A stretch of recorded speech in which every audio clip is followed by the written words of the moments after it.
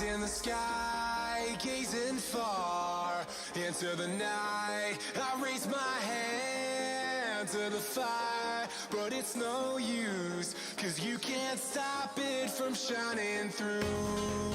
It's true, baby, let the light shine through. If you believe it's true, baby, won't you let the light shine through for you, for you, for you, for you, for you, for you, for you, for you,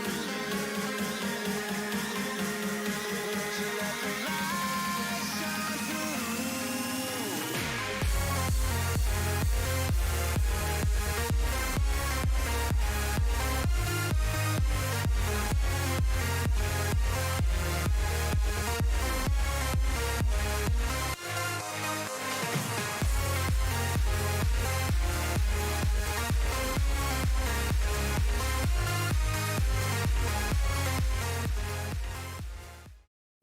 Well, hello there, ladies and gentlemen. CR6 has returned. My name is Jay-Z. You also know me as Jonah. Just kidding, I've cloned myself. My name is Chief Cass. Jagged will be joining me in the booth, my friend. Welcome.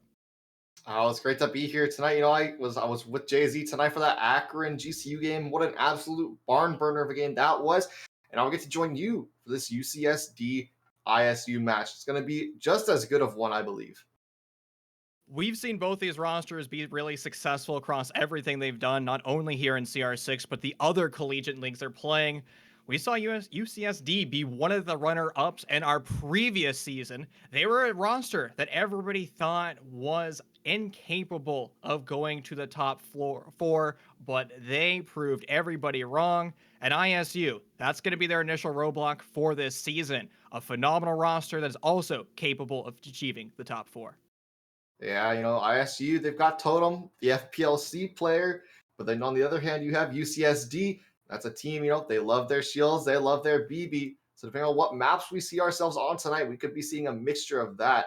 But we are going to be going to Villa first, then Clubhouse with a decider on Oregon. So 2 of the 3 maps will be the same as our last series, minus our decider. It's actually be, almost reverse of what we had in our previous match starting on Villa. That's where we left off. So we'll be heading right back into it in a little bit.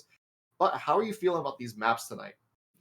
Well, San Diego is known for one particular map. They love it beyond belief. It's a lovely Italian countryside that we currently be shown as our first map. That is going to be Villa. They bring this map constantly. I believe this is also their best win rate. They are just unstoppable when they go here. But there's a caveat to that. If their opponents of ISU know that, well, Villa is going to be an option for the board today, they can do their homework. They can do their VOD review and punish the Tritons as they go to Villa, or they might be delivering us to the CR6 special where both rosters win the opposing team's map. Yeah, that's something we didn't see last game, but I would more than expect to possibly show its face in this game. We're going to waste no time, though. We're going to get straight into Villa. University of California at San Diego, going up against Iowa State. We got a best of 3 on our hands. What are you expecting these bands to be? We're most likely going to see the Thatcher fall, since, well, he's always the special of any type of competitive siege. But then our last ban, it's kind of up in the air. It usually goes down to one of our ranged hard breachers, whether or not it's a Habana or an Ace. It really depends on how you want to shut down the movement of the attackers when they set up their lane. Now, we've also seen Jackal bans before. It's usually San Diego that brings out that Jackal ban because they want to roam across the map as much as possible. But with that off the board, it guarantees Thatcher will be removed. Yeah, and like you said, Thatcher is going to come off the board. It actually will not come off the board. Pardon me. We're going to see a Jackal and a Capitao. So you got a roam clear operator, and then you got a Capitao. Very undervalued in our current meta, but he's going to be banned nonetheless. No fire bolts, no smoke bolts, and no can opener hard breach charge coming out from this Brazilian operator today. It's going to be joined by a Valkyrie. Not really a big surprise. Valkyrie's been seeing a lot of ban lately. I completely understand why. It's more of I don't see it as an anomaly anymore. Due to the nerfs and the changes that we saw in the meta come out in the Neon Dawn patch. Valkyrie is one of the most prevalently annoying operators. You had that nerf to Jaeger and Wamai. You had a little bit of a nerf to some other ops, but now Valkyrie is your most prevalent information operator outside of Maestro. But she's not going to be on the board, and neither will Malusi. No wub wubs to deal with today on Villa. I feel like that's going to be very nice going into this game. Now, let me put my tinfoil hat on quickly. I know you referred to it as a can opener, the pocket hard breach charge, but my friend, let me introduce you to the world of the can opener, not the can opener, the trampoline. And it looks like a trampoline, right? It's a little tiny circle with a square on the outside, and you can just, imagine an Ash and a Jaeger holding hands together as they bounce around in freedom and not shooting each other the entire time. So, welcome, my friend, to the trampoline club. It does make sense. And poor Henry over here is not cool enough to join the trampoline club. So we're so sorry to see that. Planes and games will be our primary bomb site here on defense. Most rosters are electing to do so. Now, we've seen the attacking meta shift between, do we want to do a north execute through master bedroom, clearing the entire map, breaking down those mini games, or are we going to do a very linear execute through the south side of the map over in study? The caveat to that part is, well, when you take into study, you don't really have a lot of crossfires that you can establish. Sure, you can rotate one of your attackers over to 90 and apply a crossfire into classical as well as into vault. However, it doesn't quite apply enough pressure that most attacking teams would desire, but the upside to that is you have less mini games to deal with. Yeah, I personally prefer the method of coming in through master and working through those mini games, trying to get your attack around, wrap through 90, wrap through bust. I think you have more opportunity to get your crosses established, to get the control that you need. In my own opinion, trying to push through study can sometimes be a death wish. And interestingly enough, speaking of a death wish, Totem's running that boss G. Normally, this is a death wish to anyone that's playing a Vigil, but with Totem, we might just see it work out. He has the mechanical prowess. He is that FPLC player we noted earlier. If anyone can make it work, it's him. And there you go. He immediately gets the down on the Ash. He's not going to get the finish just yet, or is he? Is he? He's not going to get the finish onto the Ash. That Impact's going to miss, and he's going to get traded out instead. Ash going to get picked up. Console not dead yet, and Anubis getting the second one on the deploying. Not sure why he re-challenged that position. He'd been better off falling back and wasting time. However, you can't go back and change up your decision. ISU now forced to fight with a man disadvantage of -2. They've been here before across different leagues, and they should be prepared for this scenario. They have access to plenty of utility. Those 3 smoke grenades apply 30 seconds of time denial, but also they'll have access to information. Those Maestro cameras can provide as well as shoot away that pressure drone utility of San Diego as they start their clear. Now they have full control of the north side of the map, but they're still doing their due diligence, putting flank drones downrange as well as those air jabs just to make sure no members of ISU get cute on a flank drone. Yeah, you saw that first Ash Charge actually got 8 by the ADS. So will the second one. 2 Ash Charges down, 1 to go. Is there another ADS? Yeah, there may be. Second flashbang misses, though. I might give the last ADS a chance to recharge. Will it? It won't. The shield will finally be gone. So much utility being dumped into that, and the vault wall will start to get opened up. We're down to about a minute left in a round, and the attack of UCSD is starting to eye up an attack on that vault door for that plant. However, Chow is still on the other side of the map. He looks like he's on the other side of study, so maybe it might be a close bomb chassis or a map plant, though. Zerobot going for a little bit of a swing on that smoke. Charles rotating around with Chow, so it may be a map or tight bomb chassis plant. We'll have to see, but with 40 seconds left in the round, they're running out of time. Good read by San Diego to establish the crossfire from the south. Now 180 degrees, and here comes that boa constrictor strategy. Apply as much pressure as possible. One's going to fall for ISU, but answered back immediately by a refrag with the SMG-11. Now a 2v4, but time is not on the side for ISU. They're losing man count 1 by 1, and just like that, all their man count falls. San Diego finds victory in the first round of our series. Yeah, great play coming out from UCSD. They started with a great opening, 2 kills in the first half of the round, and they slowly managed to push their way up through 90, and they got the control that they needed. Then they had their players on the other side of the map over, they had their Thatcher and their Habana. Chow and Charles rotated around, got to study, and managed to get some openings there. Create a pinch, and you start to both constrict the bomb site, like you said, and you just tick down the man counters 1 by 1. They had the man advantage to trade back and forth to 0. They didn't even need to trade it back and forth to 0. They just let the kills come in their favor. And really, the standout for me in that round was Totem swinging the corner a second time. Brilliant showing with the Boss G, and as you were highlighting, a gun that receives no love whatsoever. And you can sometimes make an argument for that weapon. If you want something with range, well, the ACOG is your only option. Now, you're going to have to deal with those slug shotguns, but as we found out in round 1, they do hit like a truck, particularly to 3-speed operators like Ash. You just have to be calculated if you want to confirm that kill. Unfortunately, that standout performer of Totem was unable to calculate that round, and we actually saw Planes and Games tease just slightly for round 2. It looked like ISU was going to re-attempt and learn from their mistakes that they made in round 1. However, even after learning mistakes like that, I'd rather a roster step away from the map or the bomb site they just went to and try something different. That way the attackers have to, well, rethink about how they want to execute upon the map. And since we're downstairs here in the kitchen, their attacking execute is extremely difficult. You have to push in from the south, clearing everything from AVG, while you have the other force pushing in from the east, upstairs in master bedroom, so you can converge all over by stat, and then you start that vertical pressure. But be very careful that you don't find a nitro cell removing your kneecaps. Now, fortunately for San Diego, there's only one on the board. Yeah, you go into that tertiary bomb site right off the rip after losing that primary, I think is a great decision being made by ISU. It's going to give them a chance to catch their breath. They're, UCSD may not exactly be expecting the kitchen bomb site coming out. And an unfortunate team kill. What a way to start the round if you're an ISU fan. Reaps is going to take out Console. That's your entry Ash off the board. I'm sure what happened there, but Reaps is on that rappel. So unfortunate for that Ash. But Totem's going to get that headshot. Still running that boss. DSG. He's going to knife the drone to boot. That's Anubis off the board. Your Ash and your Zofia are gone. Reaps does get Totem.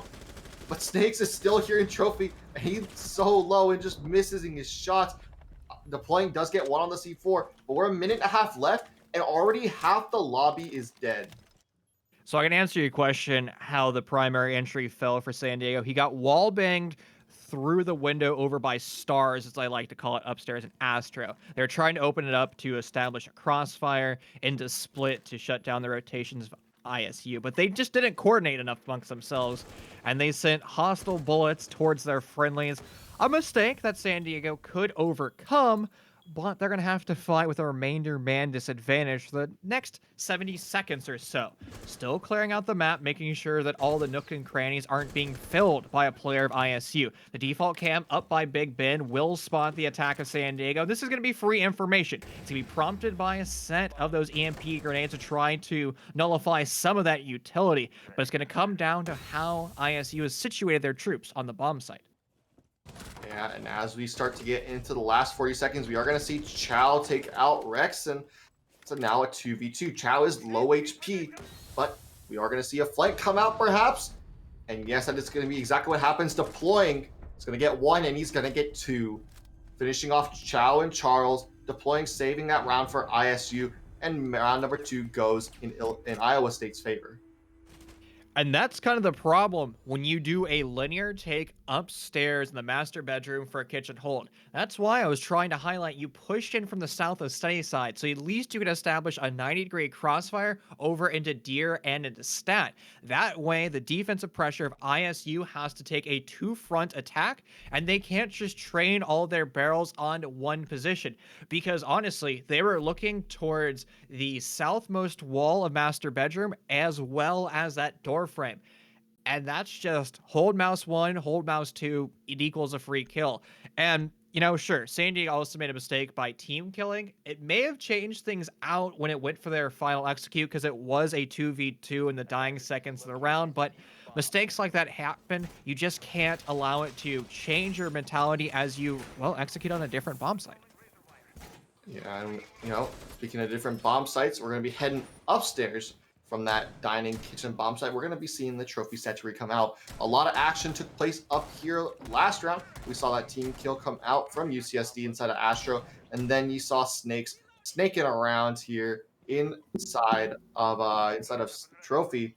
where he didn't manage to get a kill. He did a little bit of damage, but not a whole lot. But that's going to be where the primary action takes place this round, since this is, of course, our next bomb site. And one thing to note, do you see a Frost coming out from deploying? Totem still running the Boss G. He likes it so far. And, he's gotten a kill and a down off of it. So, I mean, not looking too bad for him. So there are currently multiple drones of San Diego on that first floor, which might mean that they're going to take vertical pressure over from kitchen. Now, it's curious that they're executing from study. That's still an option that they're going to have down the road if they need to destroy some type of electric unit that's on the wall. Now, ISU is not bringing any of that, but you still need to be prepared for that. Totem's going to get hyper aggressive once again. He has now lost his life multiple times to Wine Swing. Maybe that's just a byproduct of Boss G just not hitting his headshot, but nonetheless, your primary roamer is now relegated to watching cameras for the remaining 2 minutes. Yep, and as we head in to the final 2 minutes, we are going to see a little bit of a study side push. We are going to see our teams push up into 90 now. Chow's fronting that assault. A little interesting that he's the one doing it. He's a Thatcher, not to mention he is Diffuser, but here comes Console pushing up to the board double door. Just a little bit of a peek, see if he can spot anything out. Not going to be the case just yet. They are still looking for where these players might be, but Charles is on the rotate over to Master, spotting out the Maestro of Rexen in that tight statue corner. Rexen's going to fall back a little bit, get a little bit of damage onto Anubis, not to mention a little bit of damage onto deploying, but that's okay. You lost your Zofia. Not too great for UCSD. Iowa State, they're feeling good right now.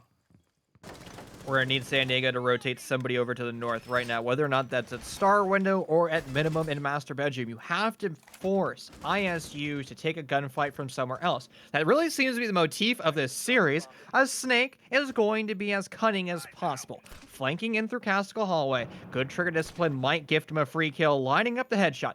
Unable to pull a trigger. He wants to grab more members of San Diego, but he will get refragged. At least his teammate will be refragged. A quick answer back by Console going for the swing. Now it's 3-2 with sub 60 seconds left on the clock, and ISU is going to have to start to grab more frags. You have to get back to equal man count. Old Man deploying is to be so close to achieving that, but the crosshair placement was just a little bit high. The diffuser's starting to go down, and ISU, where your gun up plays, you have to start to push. You can't allow Cho to finish that diffuser. Console on a 3, Clay. Collecting another one. Now all on Old Man. Forced to rotate, making a ton of noise through that debris. He has been located, but it's just going to be a passive play for San Diego. They're not going to get aggressive until deploying shows his full face.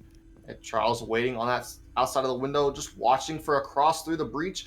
Post-plant position, very nice from him. He's just going to wait for deploying to rotate in through the bathroom, finalizing that last kill off. And that gives UCSD the round, the second of their attack half. Could we see another 4-2 attacking half here on Villa?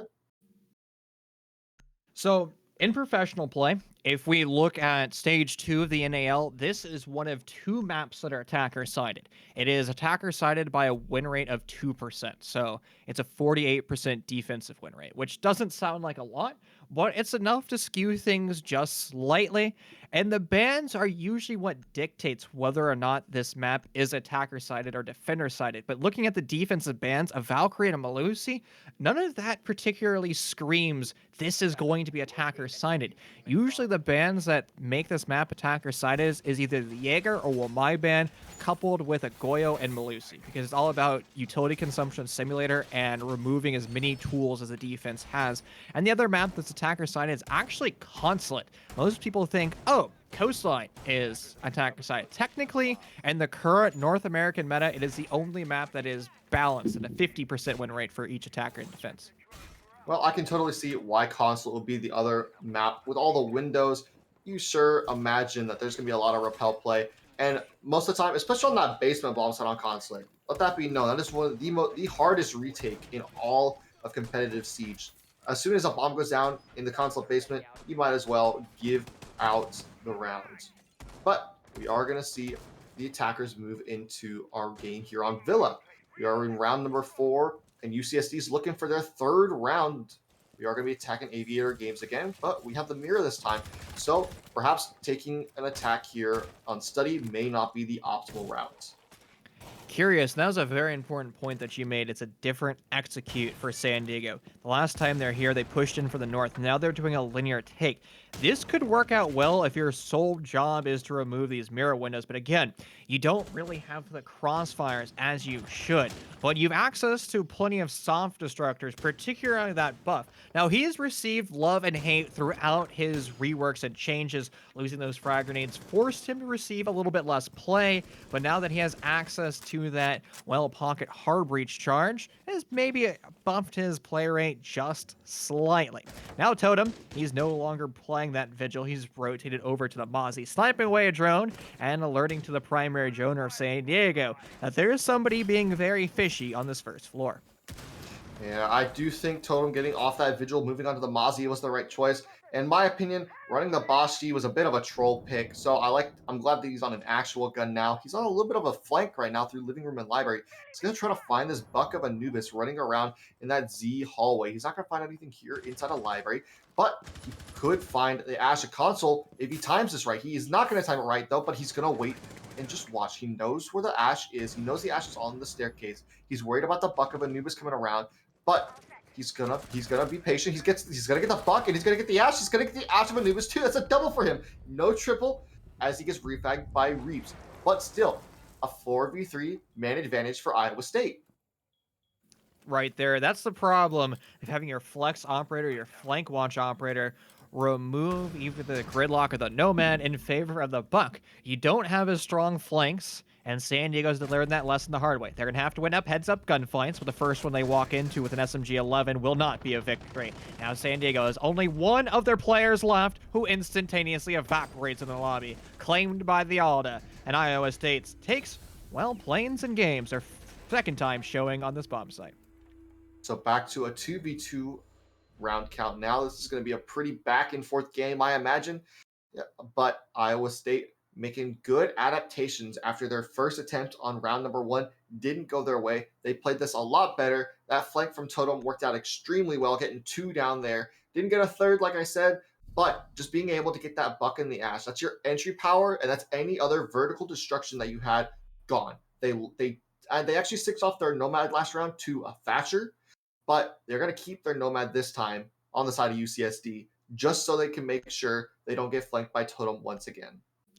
And frequently I say, rosters rely far too much on a Nomad for flank watch. And we've seen it particularly on Villa is the bad map for it, where you just place one of your air jabs down and you kind of just say, whew, I don't ever have to worry about being flanked. And all of a sudden, a clever defender shoots the air jab, and then the flank of the attackers just gets ripped open wide, and it's just question marks in chat. They're oblivious to what happened to them.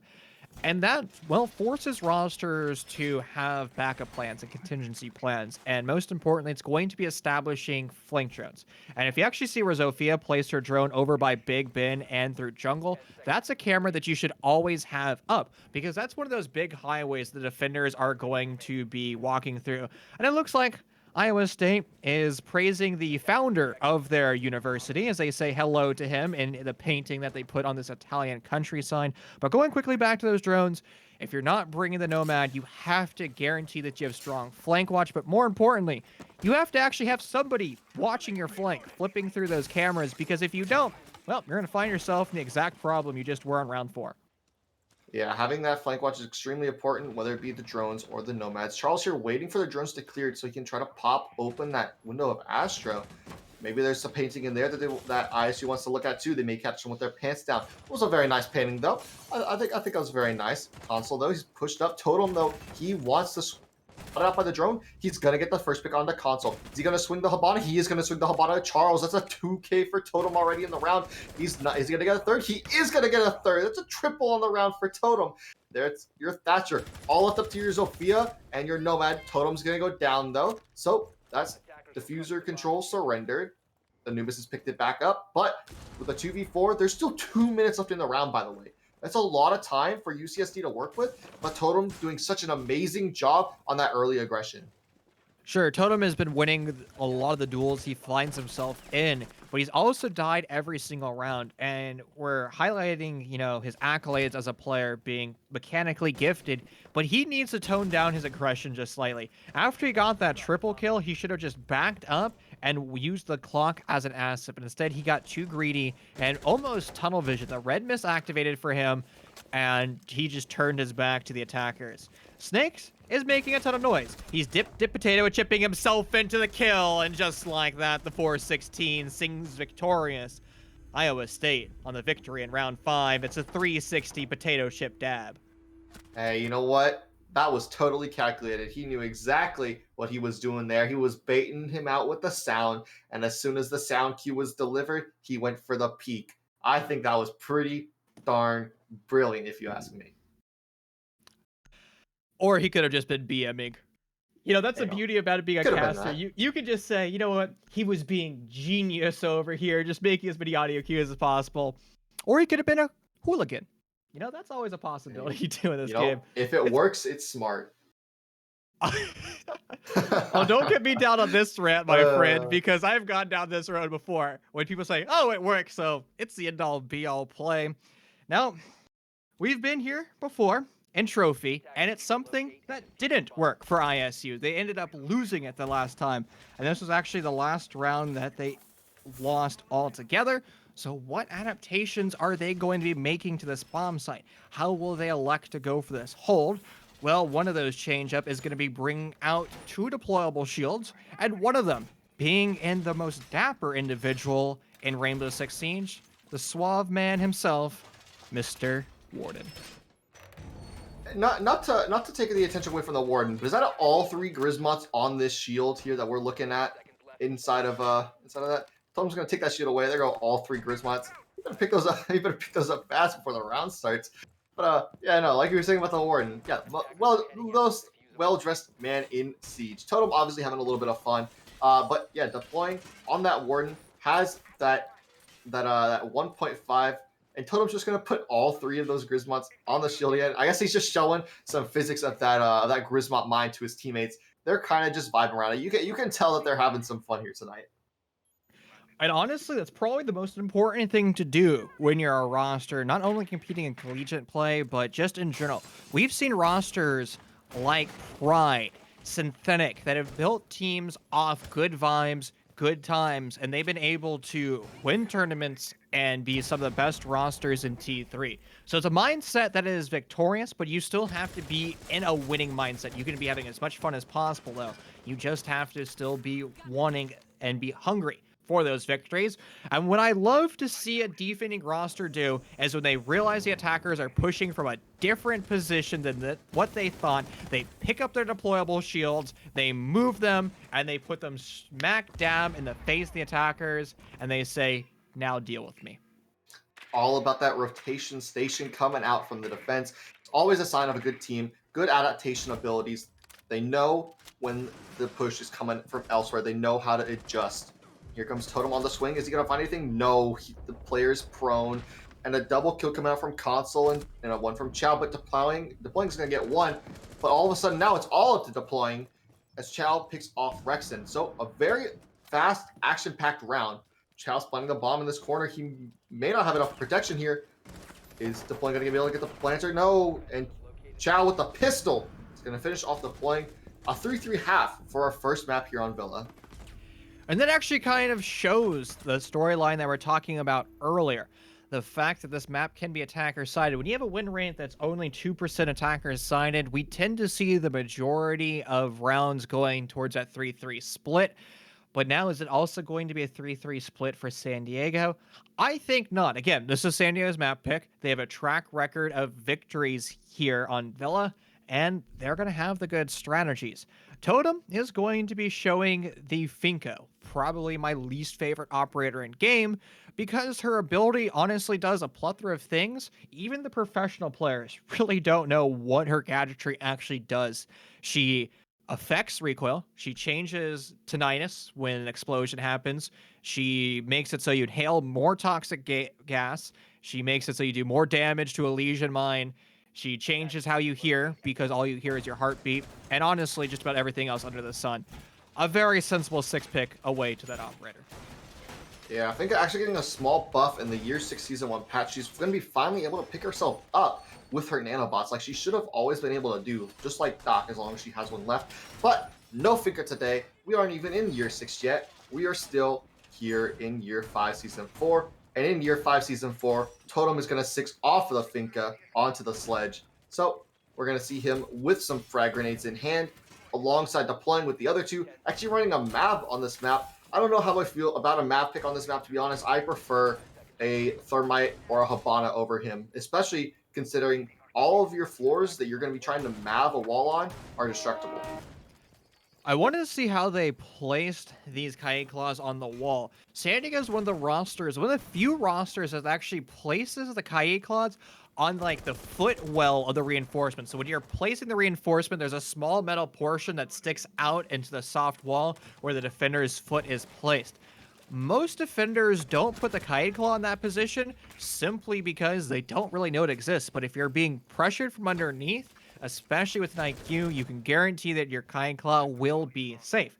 Early aggression for Console's ill-advised as he ends up losing his life. The yellow's fallen, but most likely her Grismont mines were placed throughout the map, so her utility isn't a big loss. Yeah, and Totem, after his first pick, he's going to get picked off now by Anubis. So trade back in the favor of UCSD as we are an even man count with 2 minutes left to go. Minus your Ella, you have some Grismots, but your shield was already placed down. Scorpion, good gun. But Totem is going to lose those nades and that good old reliable L85. Totem's also been a very big fragger for this Iowa State team so far this map. And without him, it may be a little bit difficult for Iowa State to finish this round out. So far, Old Man is trying to find an avenue in which he can open up this wall. He's being a little bit cautious right now. He is fearful that there might be utility from San Diego being whizzed over his head and end up losing his life. He's going to call for a safer amount of utility. There's going to be a Selma now opening up that vault, and that means San Diego won't be able to sit as comfortably in their bomb site. They'll no longer have the option of making the rotation between the sites, but they can start to go for the swing. The SMG-11 will confirm on the Snake, and now it's ISU. Forced to fight the remaining of this round with a man disadvantage. They've spent all of those frag grenades, so it's all going to be on heads-up gunfights. Yeah, and Charles going to get another one on the deploying. So what left of the nades you had are now gone. All up to Rexon and Zero. Your Ace and your Nomad, your two supporting operators, your hard breach and your flank watch. They have 45 seconds to make something work, but no, Chow's going to go for the swing, and he's going to take out Rex. That's your Ace off the board. Zero Bot does get a down on the Chow, but 1v3 with 35 seconds left. He's going to get a second, though. That's Anubis off the board, your Jaeger, all left up to Reaps and Charles. 28 seconds left to go, though, and he's not going to get any more. Reaps going to finish off Zero Bot. That's the first defending round for UCSD on the board. I like how Iowa elected to push in for the north like most teams do. They won their opening duels. They had a great drone economy up there. They identified exactly how San Diego was playing those power positions. But after that, they stacked far too much of their roster in one position over by 90 as well as in Deer. So now you have 5 players looking at basically 2 crossfires, one through Classical and one through Zombie Door. That really doesn't achieve a lot. That's going to be on the IGL of ISU to say, all right, we need some greener pastures and we need to establish a new crossfire. The only option we have is to either rotate up the main stairs, but that's going to force you to do additional droning, and you might not have the utility, resources, or time to be successful with that. So your best option is sending your primary or secondary entry over as well as a hard breacher into study. Now you've put a little bit more of a crossfire, you've applied more pressure, and you can also start to open up some of those walls with the exact same mentality in mind, trying to apply pressure. I'm gonna wonder. It looks like Reap is trying to just do the 1K charge for the entire wall. He may try to trick that off. I have seen a couple times on that statue bomb site where the Cade will go for some impossible Cades up above in the rafters, trying to electrify those walls to where they can't be shot from below. You have to be in the bomb site in order to shoot them. But we won't see that today. We are going to see, however, today the attack get into the bomb site, or into the map rather, as we are 10 seconds into the action phase. Totem on the Ash this round. No more sledge from him. Warden coming, or not Warden, who was playing the Warden earlier is actually on a Buck now. But no more Sledge. Instead, we got a Buck. I like the Buck pick for this site because you need to be able to go from below to get rid of that Electric Claw. Having a Sledge, you can only do that with nades. There's nowhere to stand up on a box inside of Villa to do that. But Totem on that Ash is going to be taken out early by Console. That is your so your Mute actually running an MP5K. So a little unorthodox playing for the Mute, but he won't be long for this Earth that's deploying on that Buck that I talked about earlier. Takes him out in the refrag. Old Man deploying should have got that kill far sooner. He was too worried about the run out, and as a result, he wasn't posted up in 9. He should have got that kill again 15 seconds sooner. Nonetheless, it still happened. Both these rosters now forced to fight with 4 men and women apiece. Now, I have to be critical of Totem and how he elected to push. He initially had a drone in front of him. However, he stopped pushing because the drone was going down the main stairs, which is a good read to have. But he shouldn't be that aggressive until he either has 2 drones, one to confirm not master bedroom, the main stairs is clear, and the other one to keep pushing classical hallway. But that indecision to challenge both those angles would end up catching his life. Again, 3 seconds of waiting would have been the difference between him dead and alive, or at least him taking a gunfight. And that's the most important thing. You need to be moving throughout the map with information and be ready to take a heads-up engagement. And speaking of gunfights, I'm not exactly sure what the plane got into, but he got shot through that doorway, I believe, and he was down outside that board window. Obviously been recovered now. He's going to open up that softball in front of him, trying to get an angle into that statue bomb site. But as we hit the final minute of the round, we are going to see the attack get ready to start pushing in for a boar/top red take.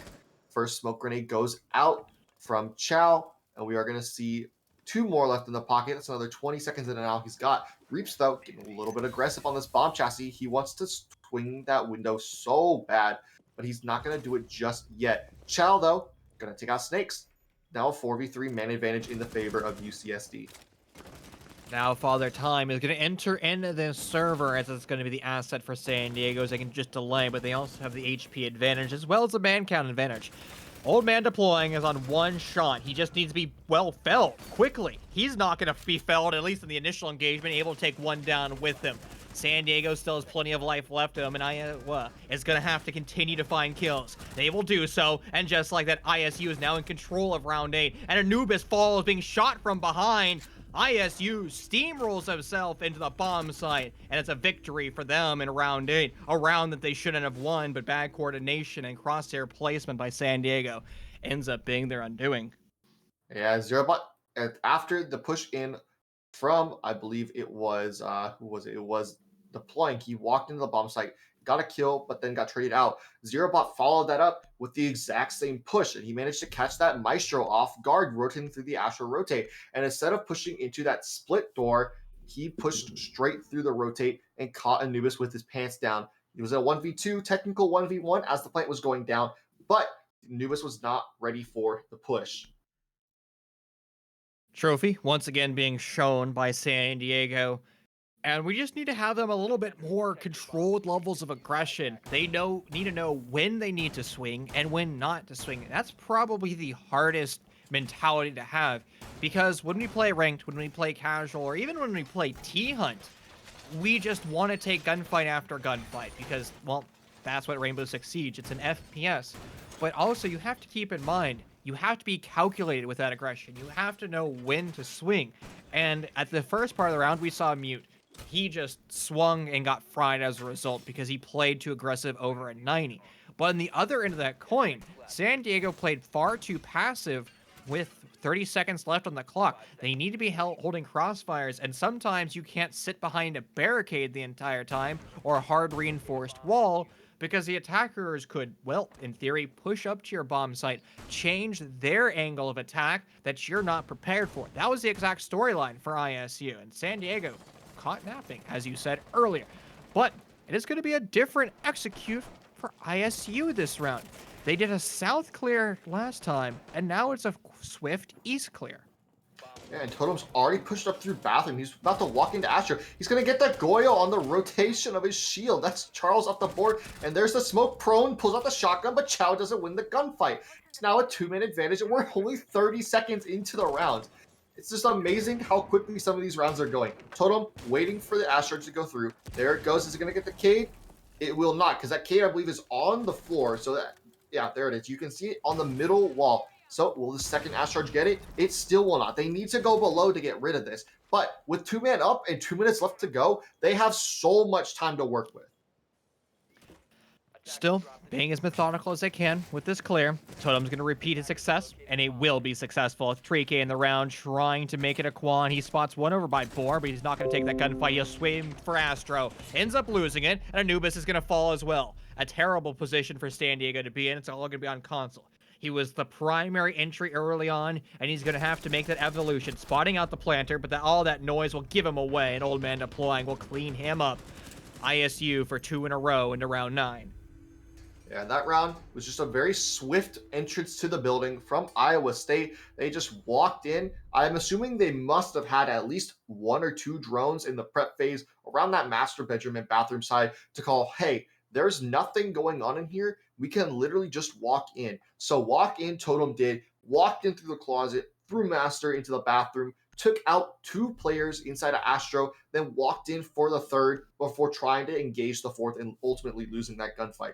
But those 3 kills set in forth a landslide that allowed Iowa State to just take all the control they needed and attempt to get the bomb down before the round ended in their favor. Well, Mai is now going to be shown, so not quite full utility consumption simulator meta since that was recently nerfed, or I guess it was nerfed 3 months ago, but my boomer brain, that is still like yesterday. But this meta is still powerful simply because the attackers have to coordinate with their ADS burns. And the Ashe, the all aim, no brain mentality really has to go out the window because Ashe is the best operator at breaking down utility. Now, she no longer has her set of flashbangs. She now has access to a Claymore instead. So she's going to be the operator that is chiefly tasked with burning ADSs. So she's going to have to call in for an additional friend. The only friend she can really call, though, is Old Man deploying now on that Nomad. And that is going to get very difficult to do because you're going to have to coordinate your stun grenades from the Zofia, and you're also most likely going to have to burn those smoke grenades. Now, you can go for a contingency plan of landing a well-placed EMP that will temporarily disable that utility. However, that has to be a contingency. It cannot be our primary strategy. You have to go with a burning utility first. Yeah, and one thing I like to point out, ISU currently has 9 breach charges. Now, I don't know about you, but I don't really think you're going to find a place to use 9 breach charges on this bomb site in particular. There's not a whole lot of soft walls you really need to do. And since it's an upstairs bomb site, there's no floor to destroy on. 3 of those breach charges, though, taken out as Charles domes Totem. And Snake is about to get domed as well, perhaps. He spots the Jaeger inside a library, but it's a whiff fest from both of them. Anubis can't finish the gunfight off, drops Snakes to about 50 HP, a little bit under. But he definitely came out the winner of that engagement, however, didn't secure the kill, and you know he's going to be hitting himself for that one. Totem repeats what he's done the last time he tried to push in from this side of the map, gets fried in the process. It's imperative that he follows up on that drone. And he's a great player, but you have to have great information, and so far, just pushing without the drone is just never the answer to any of your prayers. This is going to be an answer back as the best operator delaying time has lost his life, as well as the Goyo now falling to Old Man deploying. And ISU is in a primed position to take San Diego's map, a map that they've been known for, a map that they're more than capable of winning time and time again. But ISU, maybe they've done their homework, maybe they've done their VOD reviews, or it's just them winning their gunfight. But San Diego, they're still going to have to fight round 10 with a man disadvantage. Their Goyo shield starting to erupt. Temporary time denial, but not quite enough. Yeah, and it was so unfortunate there. If you notice that first ace charge of Rexton actually got caught by an ADS placed inside a library, that would have allowed for that game's walls to be open, and you'd be looking at a crossfire situation here. But Deploying's going to go in for another kill, and Snake's going to get a second. So now it's all up to console in 1v3. But he won't find any more. Rexton, even though he couldn't get the wall open, he finishes off the round. Iowa State, match point. Brilliant execute right here. Not sure what Wamai's plan was there, but he decided not to pull the trigger and looking in every direction. That wasn't the right way. And, you know, as jokingly as that was, He doesn't really have a lot of play in there. He has to challenge one of those door frames and just attempt to go for the gunfight, the pre-fire, land the headshot, and then hope you can just do the exact same thing on the other side of the map as the attackers just try to pounce and go for that swing. No cigar. And we're going to, as you mentioned, go over to match point. The bomb site that San Diego's going to elect to bring out for what could be the final round is going to be planes and games once again. Totem has had bad luck on the Ash, not following up drones, so he's going to bring an operator that doesn't need a drone. It is the Amaru herself, and if you're not familiar with what Amaru does, she has a grappling hook that allows her to fly through windows like the Kool-Aid Man. Yeah, and Amaru has those flashbangs, so if Totem lives long enough, he might be able to use some of those flashes to help burn the utility for Rexon to be able to use those Selma charges, and for Zofia of Snakes to pop some of those shields with their explosive lifelines. But we're going to at least wait till we get further into a round to see if that's actually going to happen. Totem has to make it into the map without dying in the first 30 seconds in order to do that. In the last couple rounds, he has been unable to prove successful. But maybe with this Amaru up through 90 window, might be able to get a pick onto Charles here, perhaps. We will have to wait and see, though. Now, you also have the option of flying in through Zombie Door, where Anubis the Jaeger just rolled in from. And we've seen that, in some highlight clips before, and it's quite gnarly. He's going to go in through Boar, and now with quick control, he's flying in. He spots one, a one-tap for him. Attempting to make another, but everybody's going to be alerted. He's trying to line up more kills, but he'll only be credited with 2 in the end. Anubis will finish him off. A swift execute. And again, the best operators on defense, the Wamai and Smoke, relegated to being buried 6 feet under. A huge blunder by San Diego. Yeah, so I will say, I think they're just having fun right now. They're not worried too much about it. Totem just going 1 for 1 every round. Managed to get 2 this time. So he's put his team at a solid advantage. He died, but he got 2 in the process. It's your Wamai off the board. No more magnets to be thrown out if he didn't have any in his pocket. And then your smoke. That's all your smoke babes off the board. So much denial. Take it out right there. And that's just so much less that you have to deal with. All that's left is your Jaeger, but it's just a gun. Very good gun, I might add. But then it's it's Charles and Reeves. So 2 C4s and 3 guns up. No more extra utility to boot. A misplay by the MP right there. Make sure you bounce it on the floor so it doesn't get grabbed by an ADS. Slight waste of utility, but you've opened up the U-wall, so not all is lost. Reaper's going to take a smidge of damage, only 10 HP lost, but he still has plenty of life left in him to fight for another day. ISU slowing down their roll just a little bit to re-drone out how San Diego is playing this bomb site. They've identified one over by Bookshelf. That's going to be the Goyo. Also hiding behind his shield. He has access to an ADS and a One My Pancake to keep him alive for as long as possible. It's not a coordinated burn at all for ISU, and Snake loses his life. The operator tasked with breaking down the shield, and the only one that can do so, unless you want to send one of your Selma charges down range, has lost his life. Yep, and into a 3v3 now. We hit the last minute of the round. We still have 2 players of Iowa State just sitting out here on the study balcony. They need to start working on the round or on the site pressure. However, they're losing valuable time. We still have the Jaeger of Anubis sitting over on top main, but Spray comes in from deploying. He's going to get a kill on the Reaps. That's your Cade off the board. Anubis is sorry. It was Charles on main stairs. Anubis is sitting in vault. Charles is sitting on main with a C4 that could stop the plant, but he has to be able to use it underneath if he wants to be able to get into it. Deploying still in the middle of site though, and as we hit the last 30 seconds, the push is going to walk in from study though, but Anubis credited with all 3 final kills as he domed one player, downed another, and finished off the Nomad deploying. That's the round for UCSD, and a great job coming out from Anubis. And again, like we're talking about in the beginning of this series, the motif is coming down, and the thing that I'm going to be, beating into the ground is crossfires. The reason why Villa has become so attacker-sided is the ability for the attackers to apply pressure from just every particular scenario. Every door, every window, they can do it more or less safely. But when you have a roster like ISU that puts all 5 of their man count over in study, it's hard to be successful at that. And credit to ISU for just pushing into the bomb site, winning ones, and almost winning the round for their team, but almost doesn't cut it.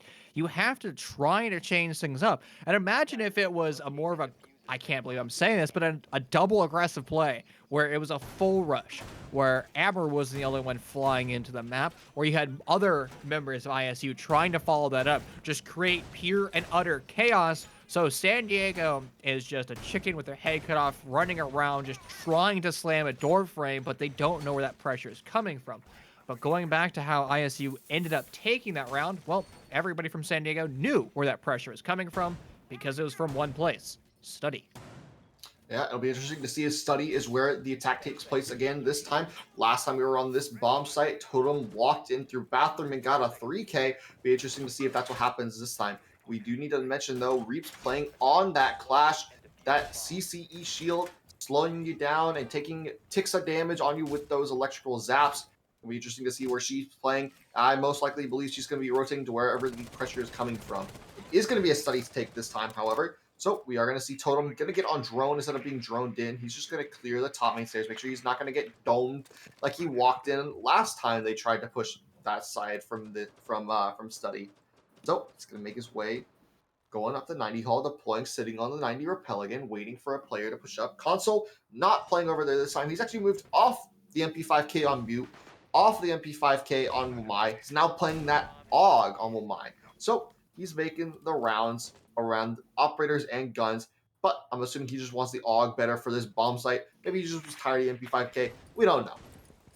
And I kind of like how we see, well, players decide, I want to play the AUG one day. I want to play the MP5. And it comes down, to preference. It comes down to angle holding because, the submachine gun has access to 1.5 times sight, but the AUG is an assault rifle and has assault rifle characteristics and damage. Totem is in the bomb site. He finds himself with 1, collecting now 2, now forced to go into engagement on the Clash. But he's being pressured over by the Astro stairs, but he still has control of DR. He's making as much chaos as possible, but the Clash is free information for San Diego, unable to capitalize on it, and Totem is still mayhem and destruction for him. Clash falls from behind, a Snake shoots him in the back, and now it's on Anubis. It's overtime match point. It's a terrible position to be in, and a snap to the fingers. ISU takes UC San Diego's map pick. 7-5. Totem entering into the bomb site, almost a 4K on that Clash. He got a little bit stolen by his teammates, but at the end of the day, a win's a win. Totem just walking into the bomb site, doing work. He's making his team proud. Totem is an animal. Totem is a monster. From Boss G to Banana Rushes, the man has been unstoppable. And he's really the highlight for ISU. I tend to like to highlight IGL, support players, the methodical plays of a roster. But it's hard to look at ISU and not identify the man, the myth, the legend Totem, who just nukes anything in his reticle. I'm still as critical of him. He needs to follow up those drones a little bit better. He needs to calm with his teammates a little better. But those are all things that ISU can iron out through the course, of their time playing together as a roster, through CR6 and all of their scrim experience. Yeah, and we're gonna be hopefully heading into map number 2 soon. Looks like we'll be on a 5-minute break. I'm gonna assume that we're gonna be taking that soon. Just waiting on an admin call to toss to break right now. But that map 1, it was very back and forth for the longest time. I was expecting it to go back and forth, and it did. But at the end of the day, ISU pulled it out in the end. Incredible showing. Yep. Well, we'll be going over to a break right now. Don't go anywhere, ladies and gentlemen. Back with you in 5 minutes.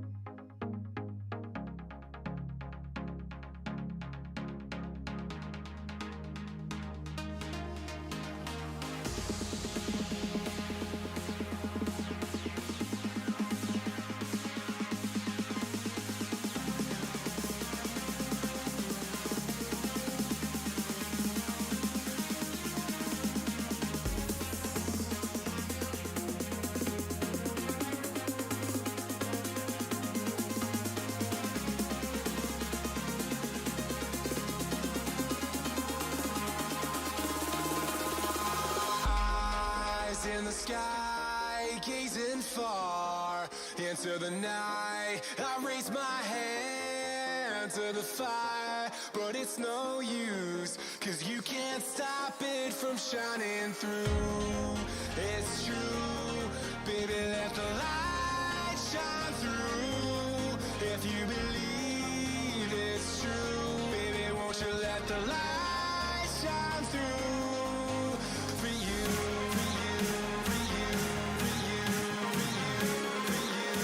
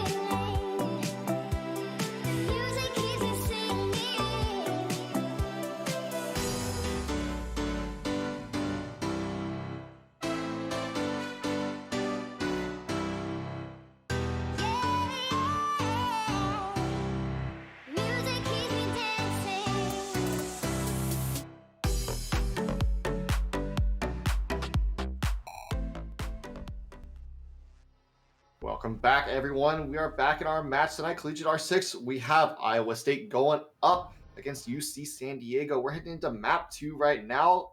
Going into Clubhouse. We just finished Villa. Iowa State took a barn burner 7-5. San Diego's map pick, I might add. They're only one map away from winning this series, and they're on their own home turf. Chief, how did you feel about that match? The match was, well, gnarly. It was insane.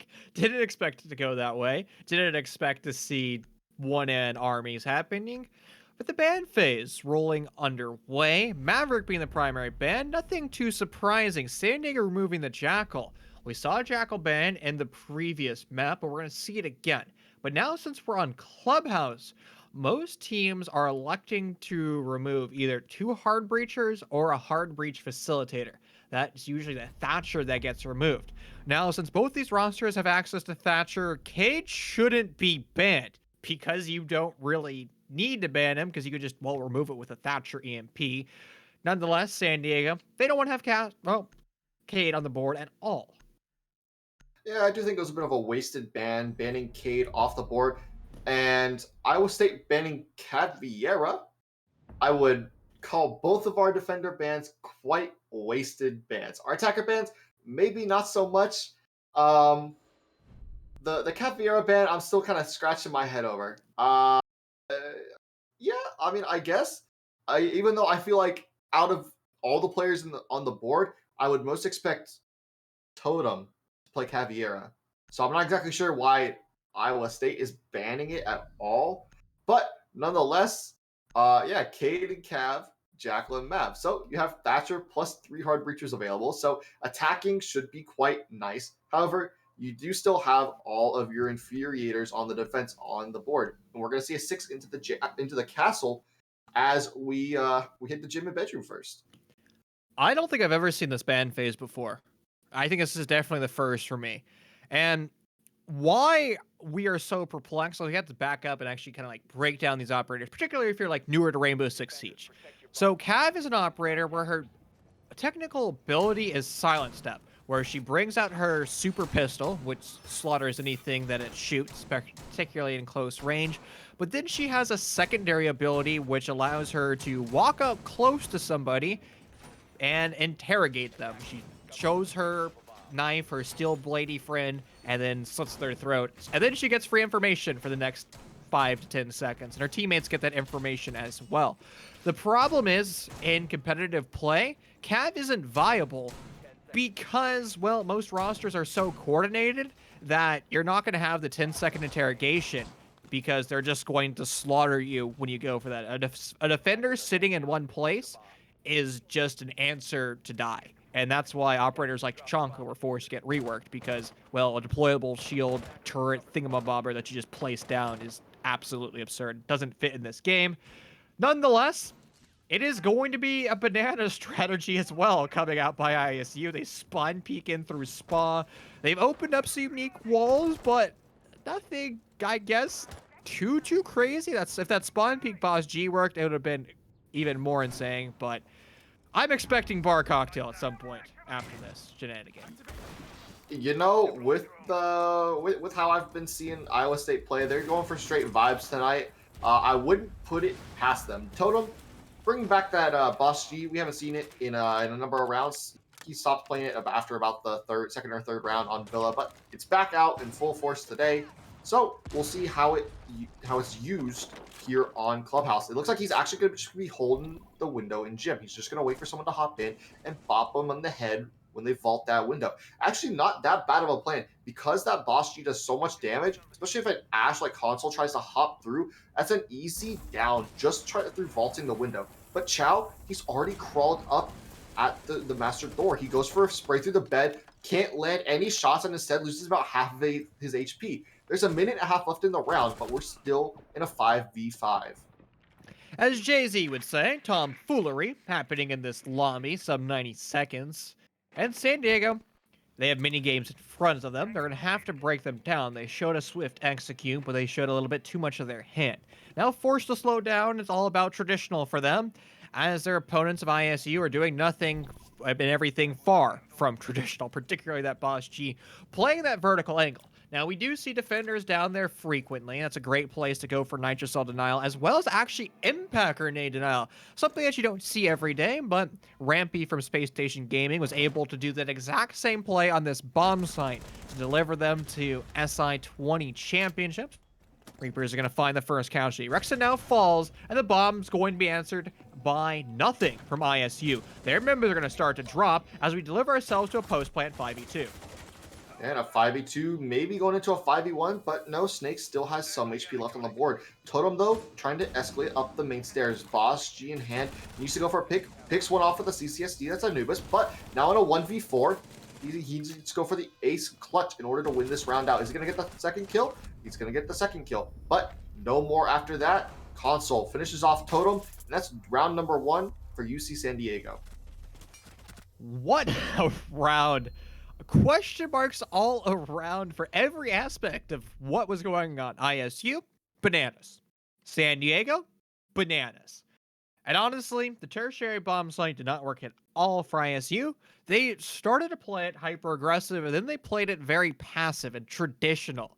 And with them forcing a lot of their man count over by Cashbox, Construction, and Logi, they were unable to crash back onto their bomb site, re-challenge the positions that San Diego achieved for free.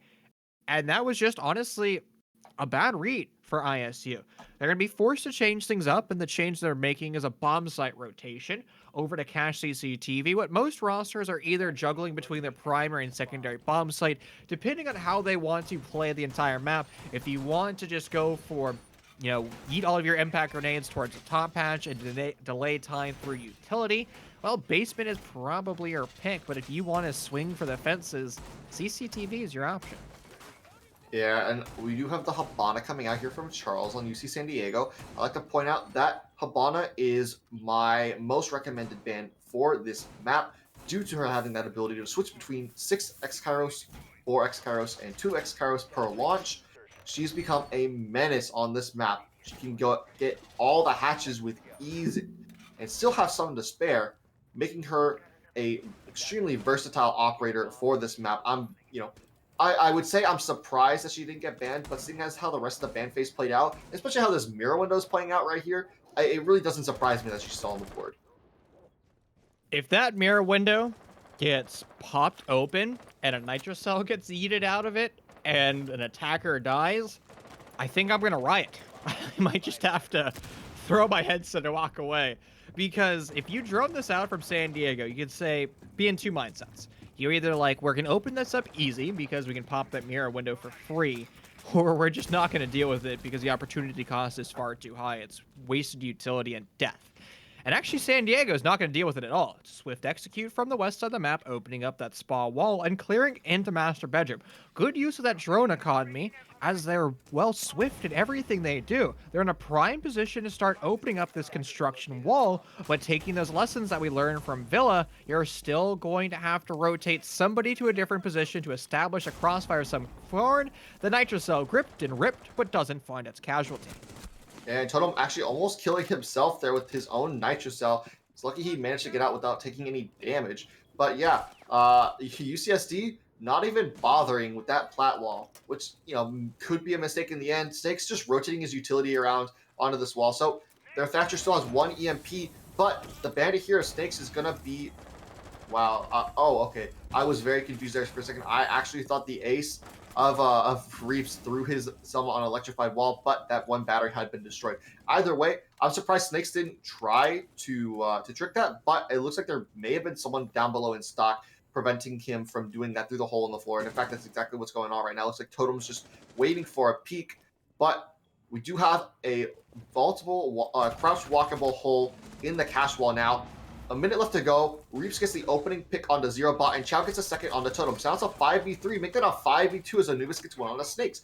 All up to deploying, and Rexon deploying in a good spot to stop any push in. But Rexon has the Alda in hand, but they don't know the plant's going down. They have nothing left to deal with this. Rexon is going to get one. No, he's not going to get one. In fact, Charles is going to get deploying, so it's left all up to Rexon now. He's going to get one, though, but not anymore. Charles finishes off the kill on the Rexon. UCSD taking a very confident round number 2. Another curious performance by both of these rosters. On paper, that attacking execute shouldn't work. And again, you have to establish some type of crossfire.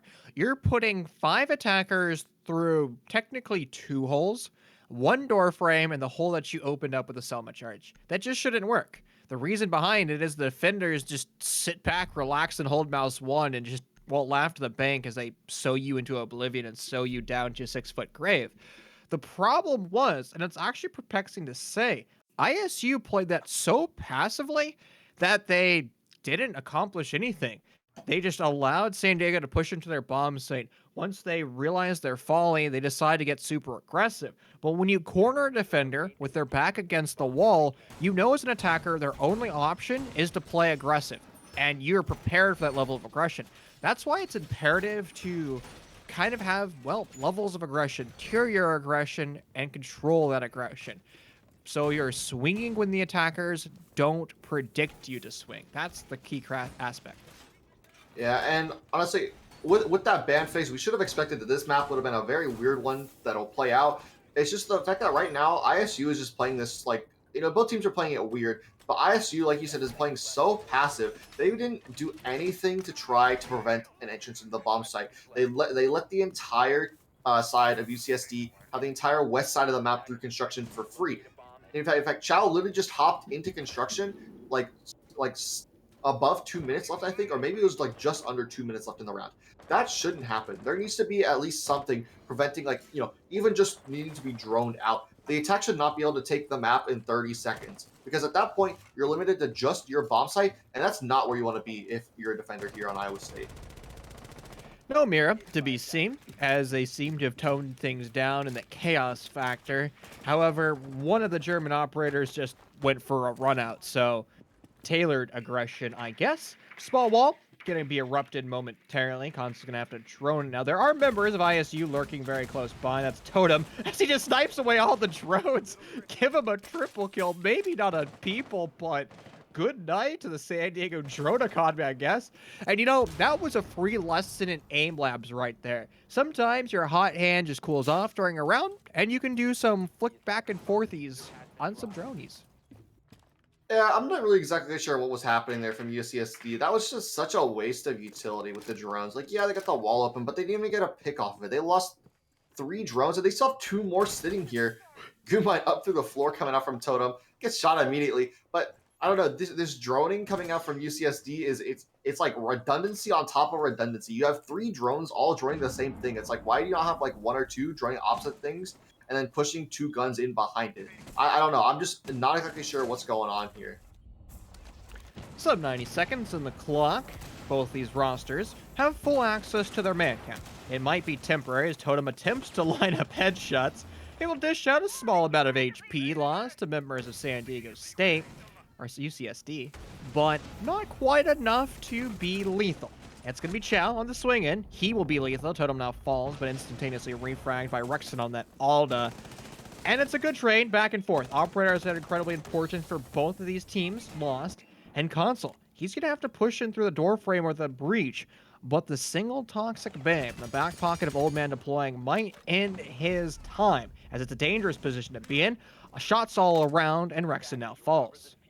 Into a 4v3 now with the final 40 seconds. Console still on 1 tick of damage. He will easily die from this last smoke wave, but Anubis takes about a quarter of his HP from stakes in the garage. Reaps, however, meanwhile, going for that plant, gets shut down though, as Zerobot takes him out. Charles gets a trade though, but Console's bent down, deploying, retaking the bomb site, all enough now to Anubis in a 1v2. 19 seconds to do it, but the attack seems to be as far away from him as possible. Bombs on the ground, so Anubis has to go for picks here. Deploying's going to hold this tight with the SMG-11, and the double swing comes out. No, he might win this. He is going to win this. Such poor execution coming out from the defenders of ISU allowed the individual 1v1s to come out from Anubis, and he'll clutch the 1v2. And to utilize the great words of Crow, incredible. What a showing there at round 3. I mean, I don't know what the communication there was for ISU. It was clearly broken down. They weren't talking amongst themselves. They knew the pressure was coming from, and they decided to play as individuals. They didn't peak together. And I hate to go down this rabbit hole of a rant, but Smoke decided to do the worst possible thing in Rainbow Six Siege, and the thing that makes me want to rip out my hair the most. Deciding to hold W shift at the same time and pocket his primary and secondary weapon and just run at the attackers, and running really doesn't work, particularly if you're smoke. Now, you can make that argument that it might work out well if you bring the Oryx, and lo and behold, Oryx is now being shown as the 5 rosters that ISU has elected to bring out. Perplexing and curious, and again, if you're newer to Rainbow Six Siege or newer to Comp, Oryx does not receive a lot of play in competitive simply because he brings no utility. He has access to barbed wire and proximity alarms, which barbed wire is always useful. Prox alarms a little bit less so. And Kool-Aid manning yourself through the wall and jumping up hatches just isn't that strong of an asset in the competitive lineup for a defender. Yeah, he's going to go for a run out here. Is he going to get one? He's going to do a lot of damage. He is going to get one. That's Reaps. That's your A's off the board. You still have a Habana, though, for the hatches, which is nice. But he's going to light Charles up so much. Oh, my God. If he had gotten that pick there, that would have been the end of the round. But there goes Chow. That's your Thatcher off the board. Totem, once again, doing so much in the round. Holy, I can't emphasize enough how impactful Totem can be when he's not dying earlier in the round. He's going to get another one. He's going to down onto the stove. That's a triple in the round for him. He's not going to get a fourth, though. Ash finally takes him out. That's console. But in the first 45 seconds, we're now down to a 1v4. It's all of the console. What was left of Charles finished off by deploying. Or it was either by deploying or snakes. And console, he's a little frustrated. He doesn't know what to do. Great round coming back in the favor for ISU. UC San Diego just lost 4 of their attackers on the north side of construction, but that's not the construction in the map. That is construction outside the map. They didn't even enter the building. There's a single dead body of San Diego inside the building yet, fried, eviscerated, and cooked up. A terrible position for Console to be in. He could go for a clutch, but he's probably better off taking a technical timeout and just pondering amongst themselves about what on earth happened. And honestly, the tornado happened. The Oryx happened. My lord.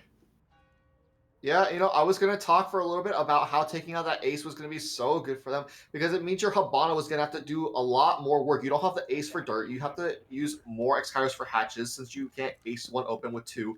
But, as I was going to say that, Totem just kept going. He lit up Charles. That was almost your second hard breacher dead, but then he swung on Chow. Chow died. That's your Thatcher off the board. They didn't have a Cade anyways. Cade's off the board. So your Thatcher kind of really unneeded for this bomb site for the most part. He's useful in like a couple different ways. But then Totem kept going. He went for the swing on Anubis and got it. If he had been able to get console, that literally would have been so amazing. I wouldn't have known what to set. Because at that point, you would have left Charles in a 1v5 at 10 HP. Totem easily could have gone for the ace. But console's now in the bomb site. He doesn't spot out the Maestro. Rexton finally closing out the round after about a minute of just waiting for it. But just that round, absolutely wild. Totem taking us for a ride there. And something that I like to talk about is IGLs, their macro and micro strategies, the nuances to this game, and how you break down mini games, and the success factors that you have on an attack. That is one of those rounds where you sit back as a coach, an analyst, an IGL, and you just say, "What happened?" Like, sure, don't run out. Be careful, be mindful, pre-establish your drones, be prepared for positions of defenders to swing for the fences, but just the statistical likelihood of a play like that happening and working is just so low. And Totem whiffed about 30 rounds on that first engagement and somehow was successful, somehow wasn't punished by any members of San Diego. And the T5, while a brilliant weapon, especially with a 1.5 times sight, is good, but every gun the attackers had access to is better in that scenario. And San Diego just needs to be prepared for that level of aggression anytime they're playing on this map. CCTV being shown, and Basement was only shown in round 4, which means it'll be permanently locked for the remaining half of ISU. Yep, just like you said, back up to that top floor CCTV bomb site. Gym not being played just yet. ISU not wanting to go back there until they have to after that first round beat down. But we are going to see Totem on that Oryx once again. I think he's going to go for that exact same run out. He just took a little bit of damage from hitting a wall. I'm assuming, it's going to be for the construction this time. So I think he rented a Logi. No, he did run through the construction wall. He's going to get the one tap onto Anubis. That's your Zofia off the board. Totem, what are you doing, man? Absolutely insane stuff. Totem just adding insult to injury after that last round. It's insane that he wasn't punished last round. This round, there was no one spawning with Anubis to punish him back, so there's not going to be an immediate refrag in possession of UCSD. We're going to have to wait at least for a little while to see some sort of late trade, but we're only 30 seconds in, and already that's so much utility off the board for ISU. And there goes Charles, Totem with a second kill, but this one's traded back. Finally, Console gets Totem off the board, but your Sledge and your Zofia, that's almost all of your soft destruction off the board. Totem should have probably toned down that aggression die a little bit after he found success in those 2 kills. He doesn't need to be W shifting his way into stocks. Default cameras have yet to be shot from San Diego, and that's going to be a huge oversight. Crouch walking up through the north side of Garage, Console misses his shots and ends up losing his life to Snake. A huge oversight, somehow not capitalized on San Diego. Eventually they will with a refrag, but now only one of their teammates remembers. Reap's rocking through the breach, inhaling a lot in that toxic BAME, winning the gunfight onto Rex, and now he's going to have to slow things down. The diffuser was isolated outside the breach, forced to push through the smoke, and actually made it just about a half-meter in to that wall, but still, a dangerous position to be in, particularly when on 26 HP, and dies to the smoke grenade as it lands right at his feet. ISU with 2 in a row. I was gonna say ISU needed to be really careful because they were in this exact same situation last time they came to CCTV and they lost it to Anubis. But this time you had your smoke playing deep on red stairs, just chucking those smoke canisters away, and that's really all it took. A couple ticks coming out from those smoke babes, more than enough to finish off what was left of Reaps and allowed ISU to take their second round. We're going to be heading back to Gym Bedroom, though. We haven't seen this since round number 1. This is a really bad round for ISU. We'll see if it turns out any differently. So, I've actually casted a few games on Clubhouse recently, all in T2, T3, that are attacker-sided clubhouses, which is perplexing to say the least. But what has made all of those series attacker-sided on Club is the fact that Thatcher was available. So maybe we're going to be seeing that pan out in this series. I mean, again, the sample size is out there. It's at least 5 or 6 games that have happened and gone this direction. So it's starting to be a pattern that is developing. However, I would hypothesize it's less about the ban phase that is dictating why Clubhouse is at least showing temporarily attacker-sided. It might be to the aggression that ISU is bringing, whether or not it's just a full sin level of aggression, or the let's sit back, relax, put our hands behind our heads, and be the exact opposite of aggression. Nonetheless, we're going to have to bring out our Geiger counters and see what ISU is going to be delivering themselves. And it's going to be a run out through pipes as he prones himself and starts to hunt. Totem being Totem. He's just going to wait to see if anyone walks into his crosshairs, and it might actually happen right now. Are we going to get it? It looks like they're being cautious of this. They're ready for the spawn peak, but are they going to find it? No! Anubis again! Dying to the spawn peak from Totem. That's got to be a feels bad. And he's just going to sit and strip right now. No one's come to challenge him yet, so he's just going to sit here. He might actually try to run out that wall. Is that default cam still up? He does not see it up, so he can't run out just yet, but he's just going to sit in here. No one's coming to clear him. They don't care about him, but he's already done so much work just by taking Anubis off the board. It's insane just how after 2 rounds of being spawn peaked, they're not expecting it. And then it happens again. But now, Rexton taking out your Ashe. Once again, your Zofia and your Ashe are off the board. We've seen this before, but there's still 2 minutes left in the round. Did Console just try to fly in through the gym window? I hope that wasn't the play, but if we looked at the positioning of where that castle was, I fear that wasn't the case. Old man to play, gonna find himself in a gunfight. Loses a little bit of HP, about 35, but he's still more or less successful. Totem rotates up through the hatch, utilizing his ability, and Zero Bot now falls. Access to that nitro cell is gone. And also, the attackers of San Diego have opened up the bathroom. That mirror window can no longer be utilized against them, but the long angle from the UMP will be able to find that kill. Another, and Rexon's on a 3K diffuser isolated over by Spawn Charles. Forced to go for a 1v4 clutch, as we only have 80 seconds left in this round. And it looks like we'll be going for a 3-3 round count again. We happened on Villa, and now it looks like it's slated to happen again here on map number 2 Clubhouse. But we have a 1v3 left to go. Charles has a minute left to work with. He could get it, but as I say that, Snake peeks up from the blue box in con, and he finishes off Charles. 3-3, first half. Where have we seen this before?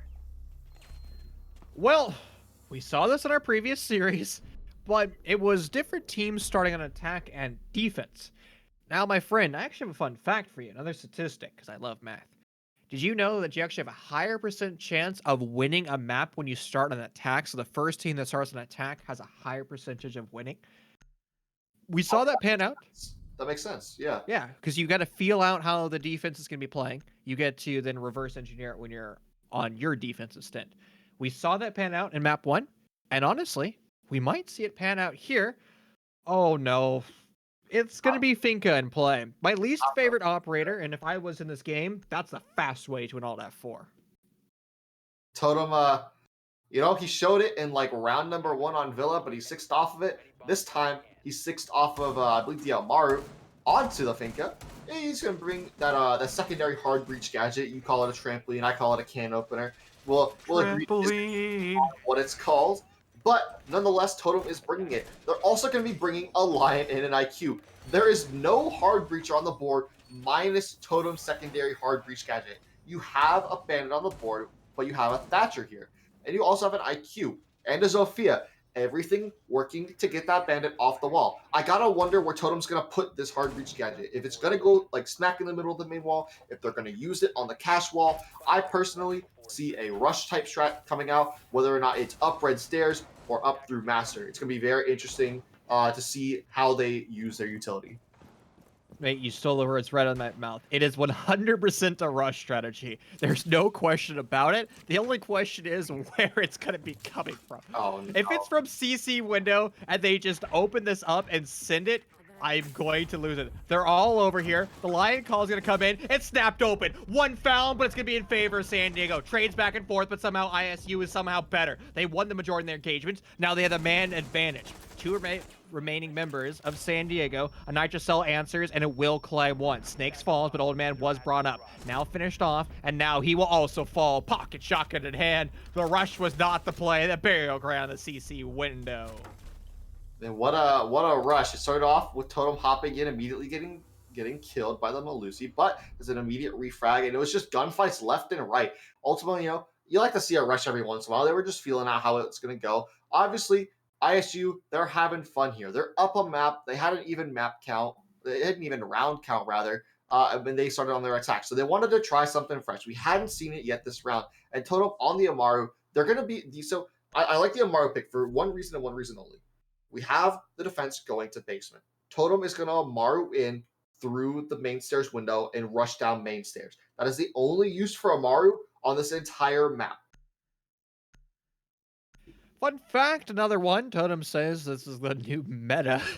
And actually, while he means to be facetious with that, he's not fully off. Because, well, since we're no longer in Utility Consumption Simulator and the professionals haven't actually played any live matches, sure, you can make an argument that SI quals happen, some of the lands happen for the finals of North America as well as EU, but none of those rosters that were participating showed their true strategies because they wanted to save those for SI.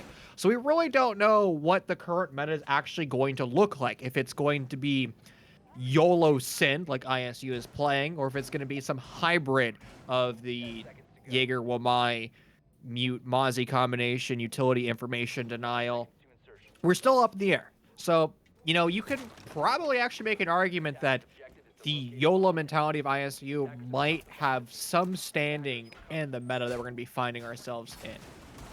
Yeah, I want to know where Totem's gonna Amaru in. I'm predicting it's the main stairs window, and just there it is. The main stairs window. He's just gonna try to walk down main and click some heads.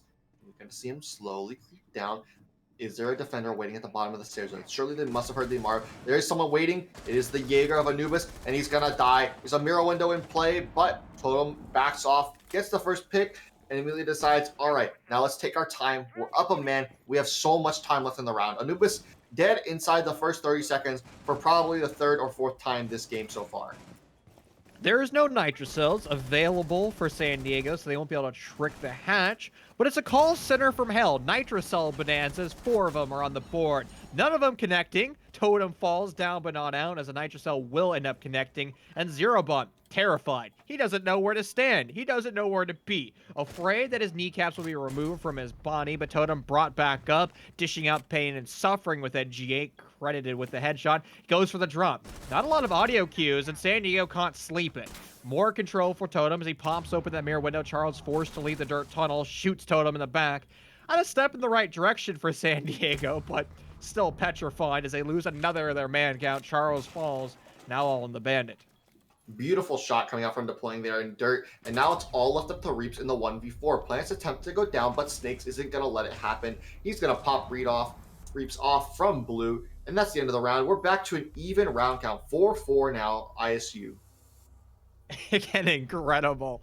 My lord. It's so impossible to tell what we're going to be getting in this lobby. Again, you have to back up your train of thought and understand, we can't be super analytical with the approach of this series because ISU isn't being analytical. They're utilizing the mechanical skill, their ability to win gunfights as the real asset to winning rounds. And in most circumstances, I would say that is never the answer to any of your problems. However, in Collegiate, we've seen teams get away with that mentality where they have mechanical skill first, strategy second. Again, I'm in the ballpark where you should be the other way around, but you have 2 rosters sitting in the arguably the top 10 of collegiate play going at each other, and honestly, they're just having a fun time. Yeah, vibes are obviously high here. There's no way Totem... Well, I say there's no way Totem would be doing this if the vibes aren't high. Totem would be doing this no matter what. But I do believe that there are some very astound vibes coming out. We do see another secondary hard breach gadget. It's the 3rd or 4th one of the game so far. Old Man deploying on that Capital. Capital, a wonderful pick for this map. It's not the CCTV bomb site that we would expect him to be out on, but nonetheless, Capital, a great pick for this map due to his smokes and his fires. He can push people out of positions, and he can smoke off rotations for executions. I wish Capital got more play, and this is probably going to make myself really jaded with this comment, but he was the most important operator on attack for the longest time in this map, and he's still so viable, people just don't bring him. It might be the opportunity cost of utility, but for whatever that reason, ISU is just pushing straight into dirt. It's almost like they think this is a dirt execute as they end up going for that drone. However, as you mentioned earlier, they're upstairs in Gym bedroom. Totem with quick control, not bringing out the G8, not bringing out the Ong, but it's a commando. As he has control of red, there are members of, San Diego in cash box, but they're fully reinforced in, isolated, and locked down. Oh man, there you go. Totem with the patience gets a kill on the Reaps. That's your mute off the board. There's still a Malusi playing in here. Is he going to get it? No, the Malusi of console is going to take out Totem. So Totem can get 1 pick off the board. That's 1 Nitro Cell, an SMG-11, and a shotgun off the board. So good pick from him. Obviously, though, Reaps not ready for there to be a push straight in. I think they were waiting for the plat wall to open, but since Totem had just walked up from the basement, they weren't really ready for it. And on top of that, Charles is now gone, so no more magnets coming out. Great kill from deploying there. And those firebolts, as long as those flashes have burned out those magnets, those firebolts can be able to go exactly where targeted. We're down to about a minute and a half, though, now. The wall's finally starting to get open, and deploying is just sitting here on this balcony, going to hold across. A little bit anxious about that Malusi maybe peeking that window console. He swung back into con. But for the last minute 20, we're going to have to see how the attack finishes up their execution. Still a large amount of drone economy in the back pocket of ISU.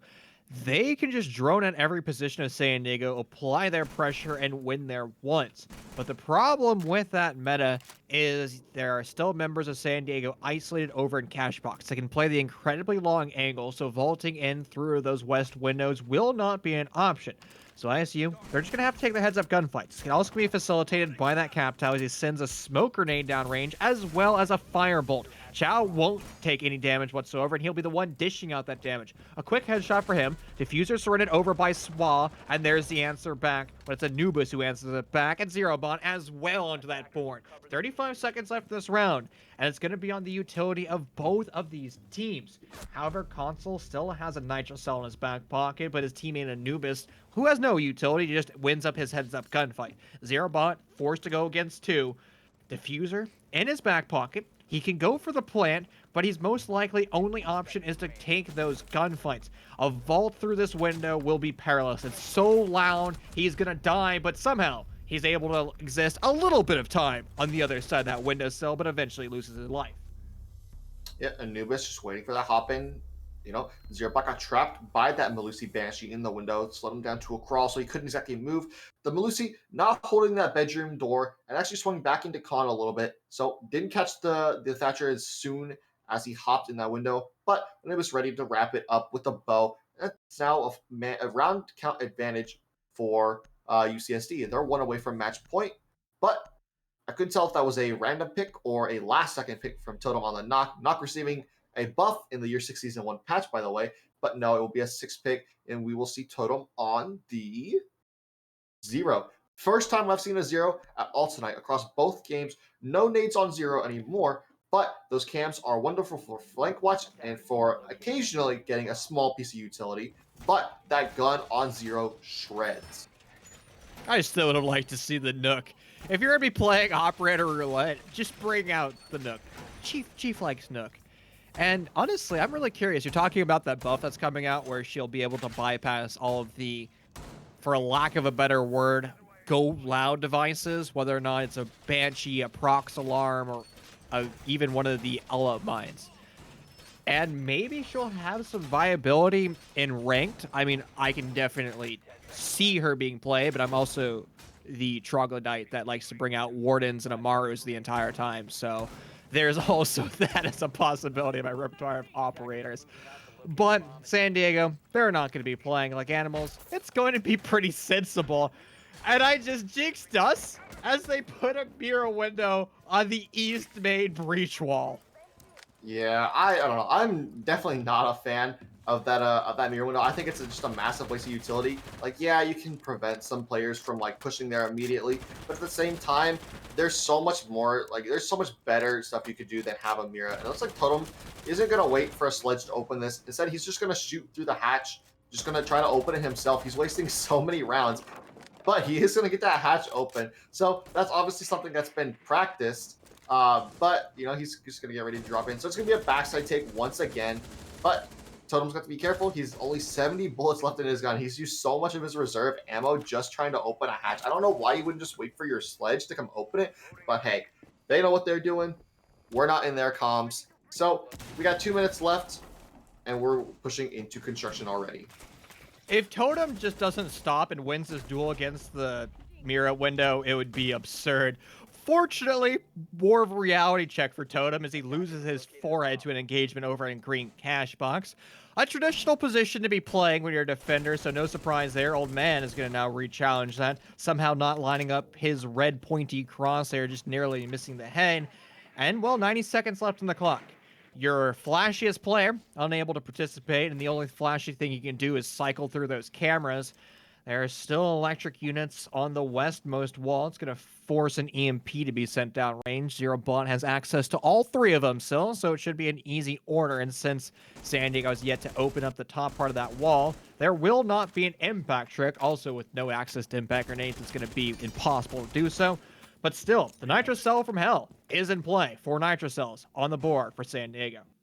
It's not the first time that UCSD has run this 4 Nitro Cell lineup. They've run it a couple other times on a couple different bomb sites, mainly that kitchen, or that the bottom floor bomb site is what I meant to say there, below the kitchen.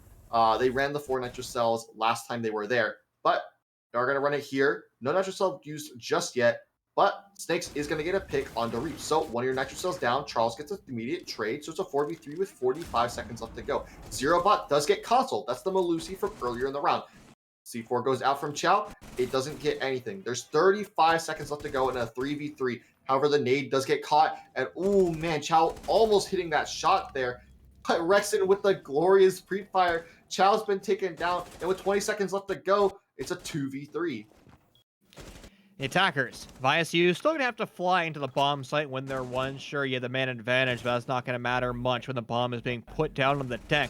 Time is an asset for San Diego, and they're gonna utilize it fully. Charles collecting that kill, and now with red on the board, what is gonna be happening? No ammo in the SMG-11, a huge oversight by ISU, and they blunder away round 10. Their man advantage in the flank could have been brilliant, but you always have to just make sure you have bullets in your magazine. I mean, again, people accuse this game of being an FPS MOBA hybrid, but there's still aspects of gun go pew. Yeah, and unfortunately, the bullets in the magazine just was not there for deploying. If deploying had that extra bullet, the extra ammo in his SMG-11, I do imagine we see a different round outcome. Instead, we're sitting on match point for UCSD, and they're poised to take ISU's map pick. So what we talked about at the beginning of the match could come to light. We could see each team taking each other's map pick, unlike what happened in the Akron GCU game. But we have 2 more rounds of regulation to see if that's the case or whether or not we go to overtime. Well, the OCD in me loves the scoreboard right now. Triple seven, double eights. That's a hand to go to Vegas with and win off of. Something that you don't see, well, synergy on the scoreboard like that, where every single player is firing on the exact same cylinder and just working out perfectly. Nice and refreshing to see, but maybe that's just ISU gifting kills, gifting rounds, because going over to their side of the scoreboard, well, Totem is the one that is delivering themselves to victory. He has this big, grandiose play where he wins a firefight, does something miraculous, and just like that, San Diego crumbles. But if it is Totem getting slumped by doing something particularly brain dead, all of a sudden, San Diego capitalizes on everything. Yeah, and as we get into the round now, we are going to see UCSD finish off their basement setup. We are going to see Open deploying on that Habana. Opens up that main door. He's going to try to get these hatches open. And it's going to be interesting to see how that goes, because he is not their lone hard breacher, but their best opportunity at getting these hatches open. And if he dies early, it's going to be very unfortunate. Anubis sitting here on the main stairs. He's waiting for someone to push down. It looks like it seemed like they're almost with someone that waiting for him. Zerobot, though, taking about half his HP from a C4, I believe, from Anubis. He's just going to be looking through this kitchen hatch. And that kitchen hatch has actually already been open. That's something to note that I hadn't realized. We have 2 minutes left in the game. That kitchen hatch is already open. You have 4 impacts on the board. I can't believe that hatch was opened so quickly. Yeah, that was a change up between the last time we were downstairs in the basement. It was 4 nitro cells, and now with 2 sets of impact grenades. So a traditional way of holding, but somehow they just never found any fruit to their labor. And the attacking of ISU, well, they can just start to win their gunfights. They have taken full control of Dirt Tunnel because San Diego ended up gifting them, but a flank from Chow, well, that's going to be the power play for him as he wins his duel, is almost able to win the second one. Down but not out for Snake, unable to res himself because Zofia lost an ability. And now Reapers forced to challenge against Tuo because Snake is down but not out. Diffuser sorted over by the hatch drop, now grabbed by Totem. Reaper is going to still lose more and more HP, but forced with no other option to challenge the position. Spotting a player standing. Not able to confirm that by any means, and now he takes that top floor. The blood trail will confirm that somebody's down, and he's going to go for a cold steel blade. Hello. Confirming that kill, but Totem has put the bomb almost down on the deck, and the defense has the high ground, but with 30 seconds left in the round, or 40 seconds left in the round. Yeah, and that call out from Snake that Reaps is upstairs. He's in the kitchen. That allows the attackers of ISU to rotate and plant the bomb somewhere else. Reaps should have been able to get the kill on the Totem there, but only does about half his HP. And now with 20 HP left to work with, he's going to be facing a mirror window that they put down themselves and deploying, waiting for him to come down those stairs. We'll finish off Reaps, and Iowa State bringing it up to a 6-5. We're going to need all 12 rounds in regulation here, if not overtime. And to be nitpicky of San Diego, if you leave your bomb site for any reason, do make sure you shoot those mirror windows, because there's a reason why they're extremely powerful. Is because You use them against the attackers, it's a free way of getting kills or information or stalling out time because they're an oppressive minigame that most attackers just don't have access to, whether it's utility or time.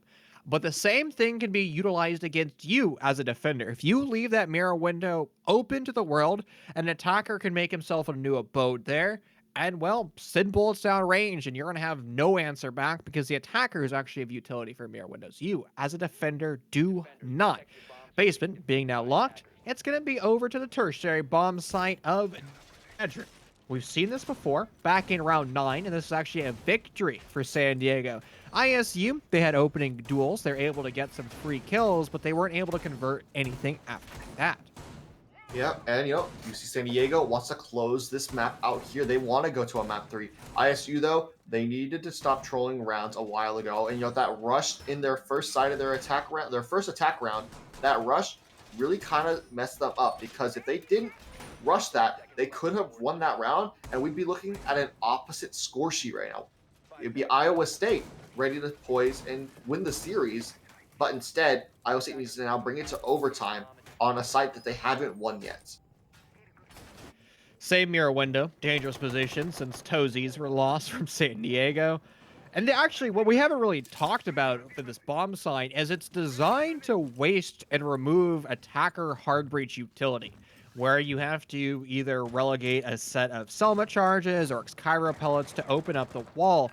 But it's a rotation back and forth. Habana spawned all the way over to the east in the best position to open up the cash box, but she decides to make that rotation curious, an even more curious position from Anubis as he just positions himself in a terrible way, ends up losing his life, and no surprise there. Now, San Diego forced to fight the remainder of what is the last round of regular play, a man disadvantage.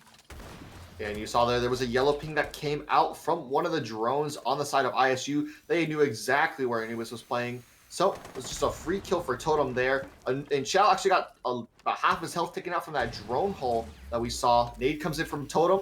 And is it going to hit? No, it's actually going to hit a my magnet. But we've yet to see if it's going to blow the mirror up. Does not. Shot down to about 20 HP, but Totem will get the kill anyways, but gets down in a trade. It's now a 3v4, man advantage in the favor of Iowa State. Still, dangerous for San Diego. They're going to have to regroup, recoordinate, and push together, establishing crossfires in any way that ISU elects to push in. The way that they elected to push in was through the south windows of Master Bedroom, a terrible position to be because you never dealt with a cash box extension. So an incredibly long line of sight outside the grapes of cash delivers them to a free kill. Now at equal man count and spawning out over by the top of the bed. A dangerous position to be in, a challenge for Rexon. He will win that. Forced to go for the 180, unable to win that duel though. Both rosters now back to same man count as they have perfect refrags in the trade window. San Diego has been worse for wear on every one of their engagements. They have lost all HP advantage. And really, Console sitting at 51 is just a dangerous position to be. A 2-tap is all that is required to put him down but not out, and Charles is 1 bullet. The headshot will be good enough. And where is Console? Pushing in through construction, winning the duel against Snake, but he didn't kill the one with the diffuser. Now Zero Bond, forced on predicament. Does he go for a plant? Or does he go for the engagement as he tries to stealthily push deeper into the reinforcement? He is elected to put the bomb down on the deck. A large audio cue is going to be made for Console, and he can swing. He's also in a Malusi Wub Wub. It's going to spawn to Nitrocell. Gripped and ripped. It finds a target in round 12. San Diego guarantees that they're victorious on their opponent's map pick and delivering us into map 3. We will be needing Oregon to settle this series. On the end of the day, UCSD, even with the health disadvantage, managed to take those last few kills that they needed to do. So, we'll be going back to us, using our beautiful faces once again. But that was a great map. Honestly, a really weird map that played out in ways that I guess we weren't really expecting. It really all started from that ban phase. It all stemmed from there. And so we end up now with a map 3. Incredible. Honestly, this series is just madness.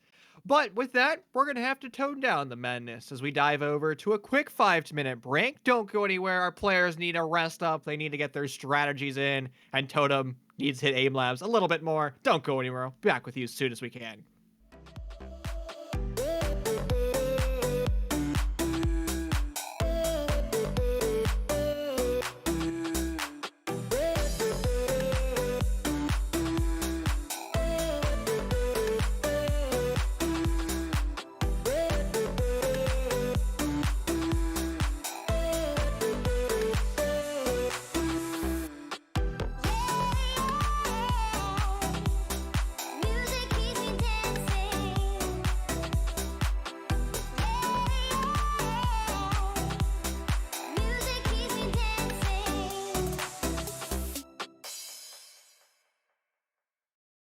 My own, broken alone. I feel the rain crashing down all around this empty town. We're searching for the lost and found, but you don't care, you're unaware. Keep moving like the scars aren't even there. It's in the air like a blazing flare. Don't stare 'cause the flames will burn us. I thought you were the one for me. That's why I gave you everything. Held you close by the stormy seas. Oh, you meant the world to me. I used to kiss your head when you cried for me. Hold your hand while the pain was over. Keep you warm by the roaring sea. You meant the world to me.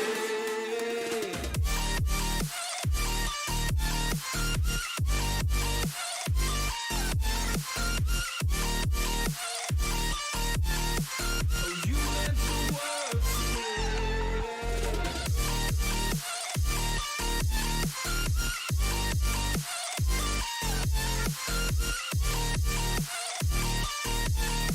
Oh, you meant the world to me. My darling dear, you're never here. When I'm in pain, you hide and disappear. Like shadows in the atmosphere, charting the stratosphere. Yeah.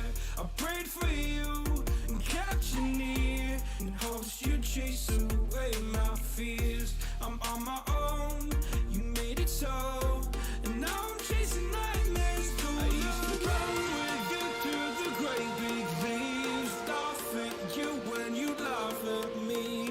Hope for us because I believe the home was just you and me. I thought you were the one for me.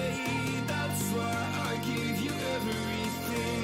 Held you close by the stormy seas. Oh, you meant the world to me.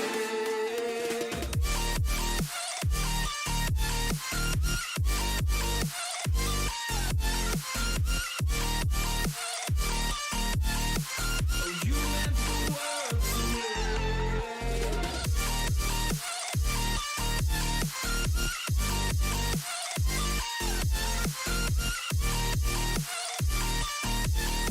Oh, you meant the world to me. Oh, I'm gonna do this on my own. No point in blaming you, you did not know. Oh, I thought you were the one for me. That's why I gave you everything. Held you close by the stormy seas. Oh, you meant the world to me.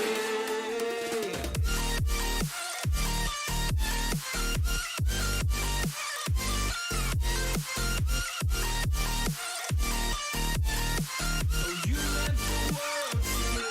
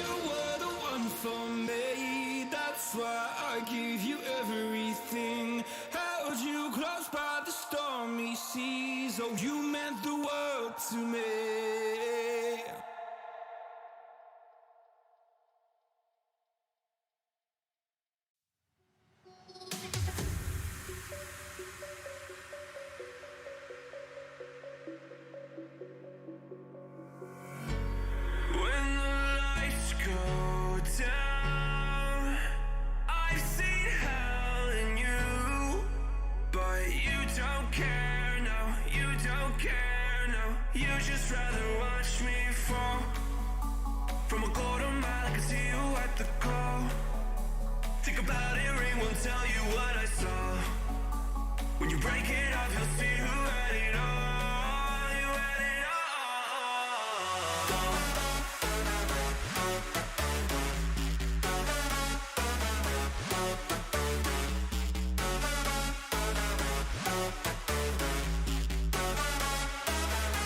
You said you wanted to fall into oblivion. Forget about the world we're living in. Fall into oblivion, oblivion. I'm going in.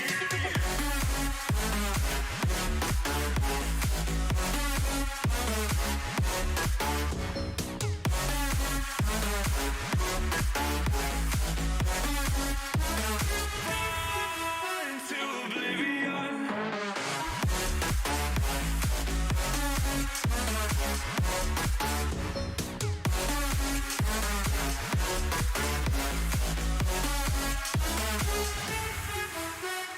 Fall into oblivion.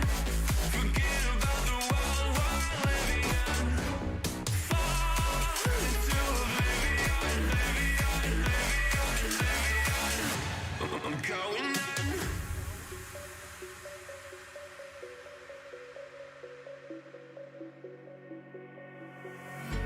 You can't fall asleep when you're counting stars.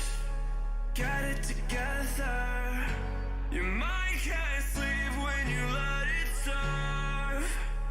Now you wanna see me fall. From a quarter mile, I can see you at the call. Think about it, ring won't tell you what I saw.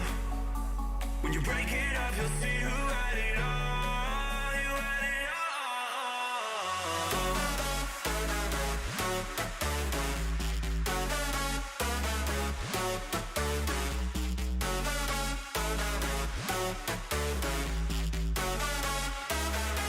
You said you wanted to fall into oblivion. Forget about the world we're living in. Fall into oblivion, oblivion.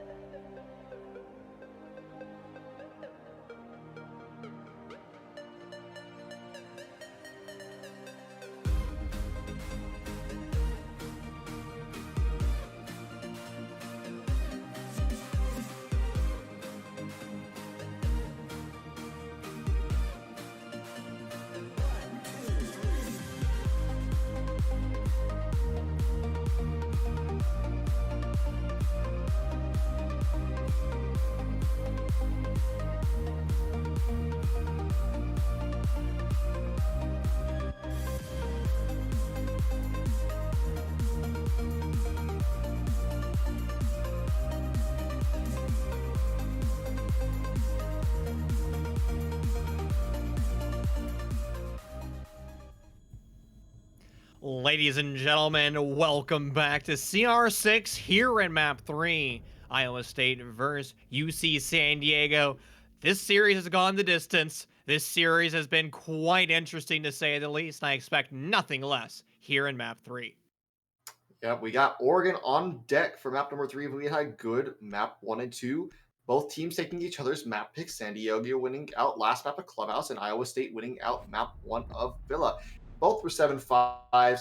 Second map, though, a lot more interesting than map number 1, just to say the least, in terms of the substance of what exactly was happening. But we're moving into the ban phase now. We see an Oregon come off the board. We are playing Oregon. Thatcher's off the board.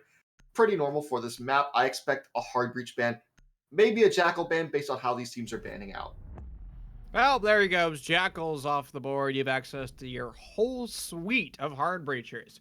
If you want rain hard breachers, well, those X-Cairo pellets, those Selma charges of Habana and Ace are your tools. If you want quick explosions, Thermite's your only option. But if you want a hard breach facilitator, who can act as both a Thatcher as well as a hard breacher, Maverick is your only option. Mira was quite oppressive in the previous series that we played on Clubhouse, and there she goes, now being removed.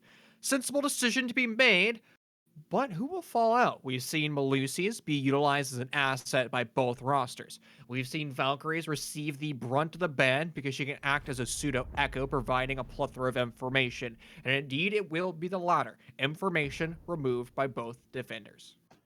Yep, we see the Valk coming off as the last ban. Valk's seen a lot of bans lately. We saw her on map 1. We'll see her again on map number 3. So no black eye cams coming out, just to be in naughty little places. But we are gonna have that Maestro on the board, and we're gonna see a Goyo being picked out, coming out from. It looks like I can't quite tell who that is right offhand. It is Charles on that Goyo.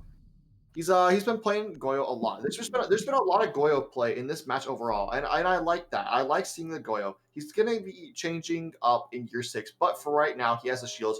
And as I say that, my heart is broken, and a Clash comes out instead. So no Goyo, but still a shield. Well, you're not wrong. There's still a shield, but one shield goes kablooey, and you actually have two of those shields. And the other one is fully transparent, and it tases you into oblivion. It slows you down, and an angry British lady who's bald screams obscenities at you the entire time. So there's quite a difference to be had between the both of them. But let's back up to Goyo and as well as Kaid, who's both being shown. Now, both those operators have access to another slug shotgun. We're highlighting the boss G, which doesn't, I can't believe I'm ever saying that in a game. But we saw it before, and now we're going to see, well, sadly, no DMR slug shotguns. But, my friend, my question to you is, do you prefer the submachine guns that both those operators have, or do you prefer the flexibility and range and, well, just hitting like a truck aspect of the TCSG?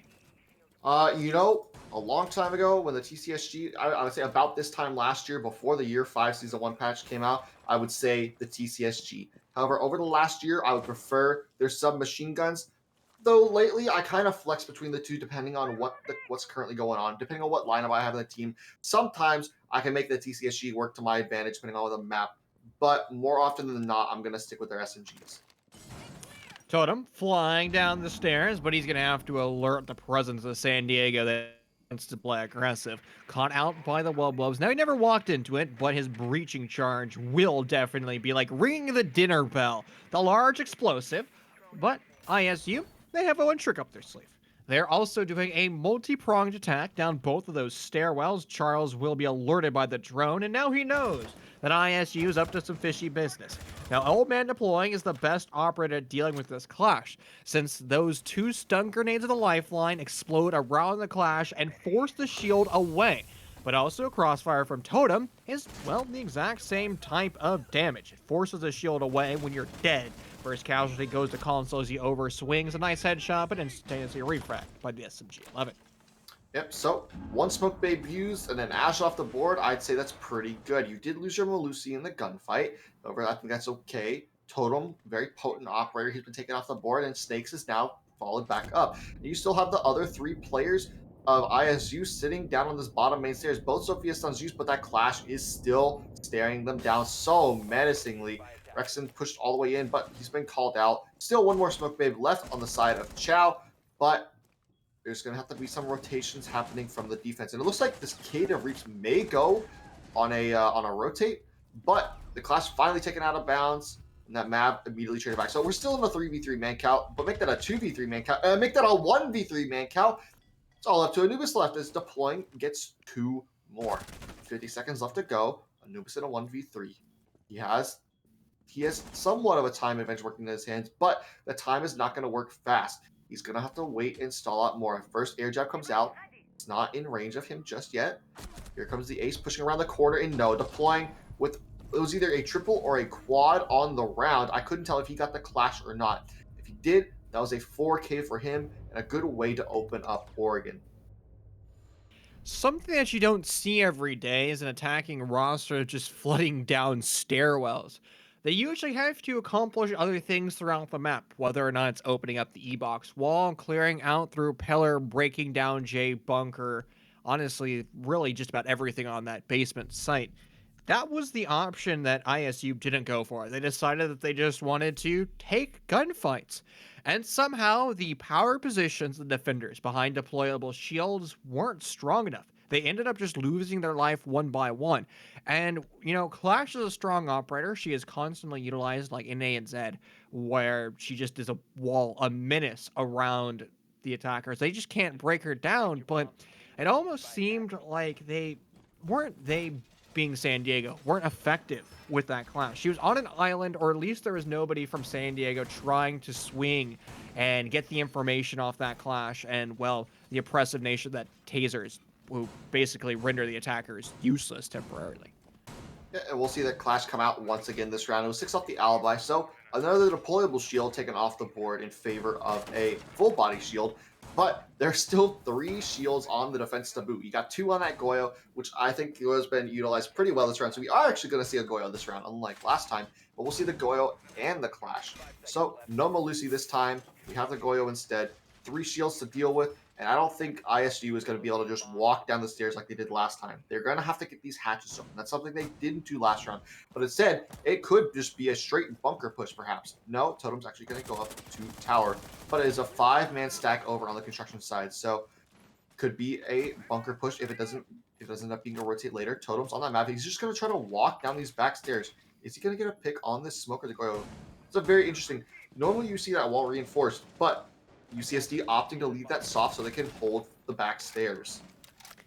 I'm curious about this attacking lineup for ISU, because Totem has played every operator under the sun. The more untraditional and the seldom pick they are, the more he seems to like those operators. But Maverick is pretty vanilla and mundane. It's one of the most common operators that used if he's not banned. He provides a plethora of utility, whether or not it's frag grenades or his Surrey Torch. Or he can just fly it to the bomb site. There's the unpredictable play of Totem, collecting 1. Forced to go for the flick. He will be able to win that for headshot. Unsheathing herself now, Reaps. Forced to go to the F2, pocket F2 at least. Wins 1 duel. The 180 won't be advised and loses in life as a result. Reaps falls the AK-12 and a ridiculous showing downstairs in the basement. I said they probably wouldn't be able to walk into the bomb site again this round, but they definitely just told me to quit talking, and they did it anyways. They got early 2 picks. I believe Deploying got 1 on the back stairs, and Zerobot got the 2nd. And then Totem opened the E-box hatch. It was called that the smoke was reinforcing off that elbow wall. So what did Totem do? He just walked in, killed the smoke, got an amazing flick, re-ADS on to, I believe it was the Cade of Chow sitting inside of the front bomb site. And then it was all left up to the Clash. It was either a 1v5 or a 1v4. Either way, your Clash, you're not winning that. I don't care who you are. You don't have the ammo capacity in your magazine to make that happen. You got 1, and you tried to just, dodge back and forth with that shield. But unfortunately, that's just not going to be enough when you have 3 more guns trained on you at all times after that point. So we're talking about Goyo, but the new iteration of Goyo, which will be shown more or less soon, where he loses the actual shield itself and just gets the explosive boom canisters, for a lack of a better term. And I wonder if that would make him less effective, most likely downstairs in the basement. But you could probably make a very strong argument that he's still going to be extremely viable on a bomb site upstairs like dorms. There's a lot of nooks and crannies and a lot of avenues in which you can force the attackers to still participate in utility consumption simulator and waste that utility very similar like they have to waste the utility of, a deployable shield or a Malusi Wub Wub device.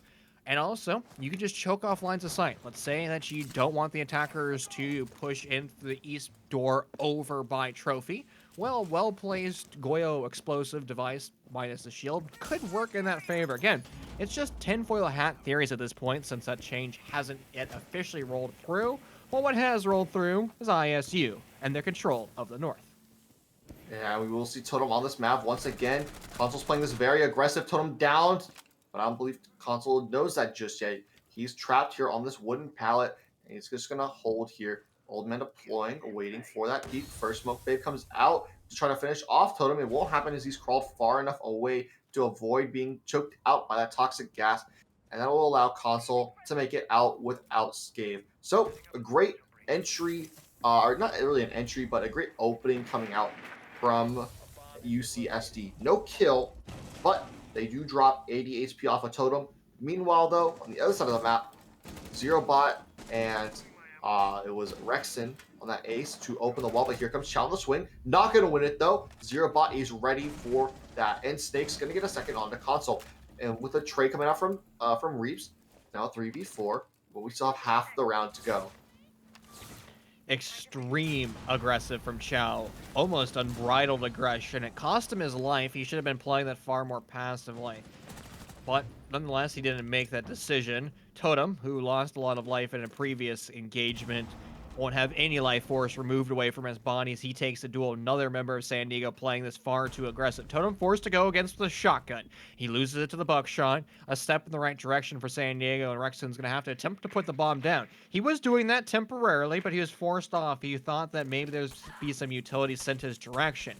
But all that throwable utility has already been spent for San Diego or lost on a player who died in a previous turn. He's now going to re-attempt the bomb. Reeps holding close quarters the shotgun. Anubis with the swing. He will be successful, but immediately traded.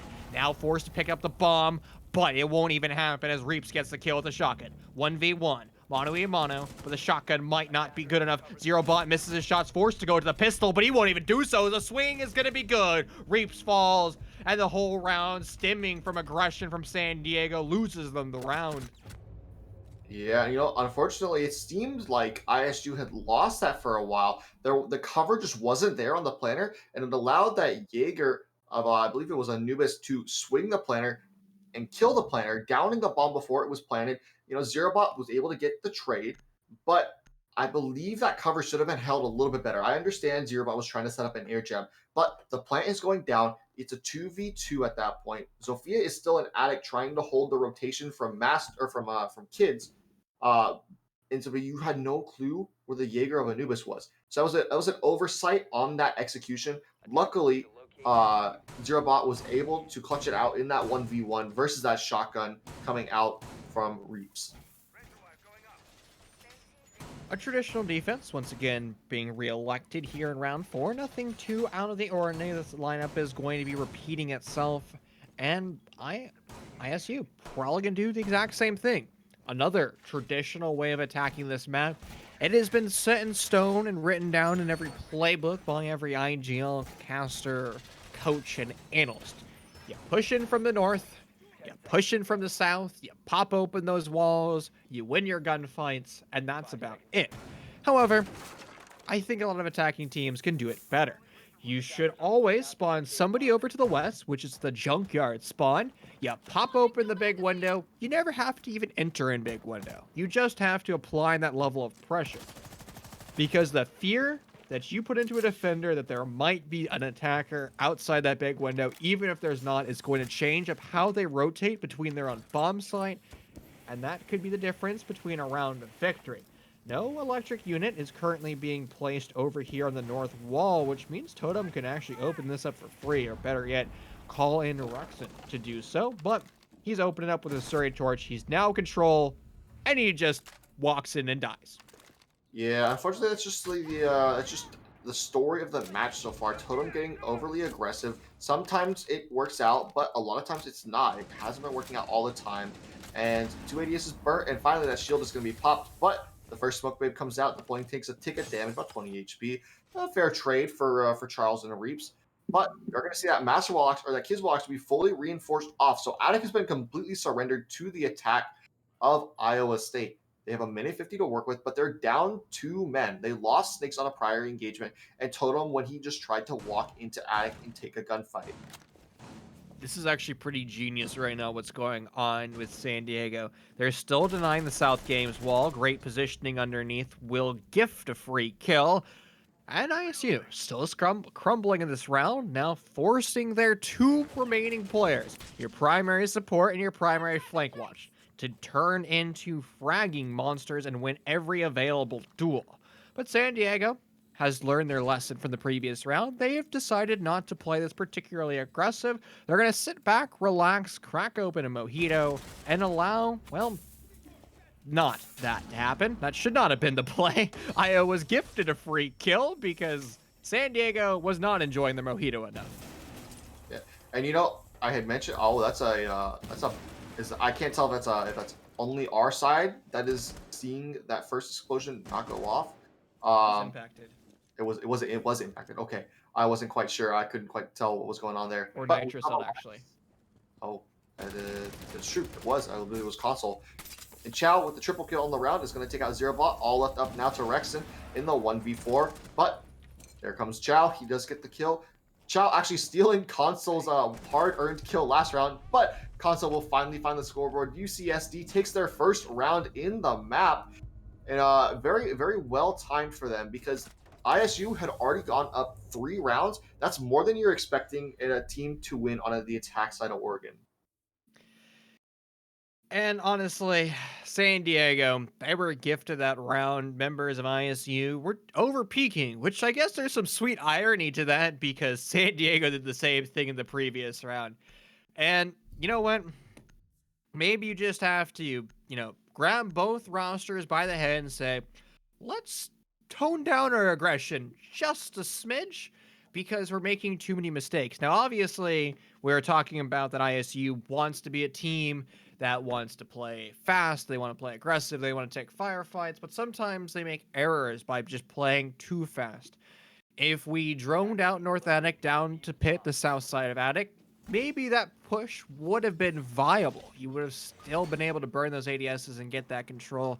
Nonetheless, in retrospect, all you can do is learn, and hopefully San Diego can also apply that since they were unsuccessful twice. They've gone downstairs into the basement.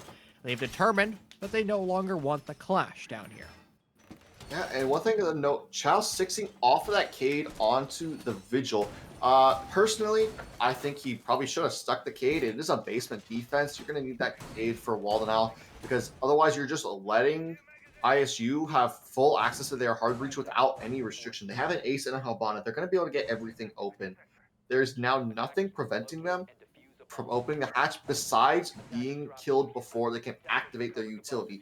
Chow, though, going to be roaming around on that middle floor trying to deny some of this attacker presence. But it does look like it's probably going to be another front side take this time, as a majority of your attackers did spawn on this spawn on that front side of the map. Vigil's going to be playing over into the second tower known as T2. We've seen Vigil players there before, but actually 1 story higher in T3.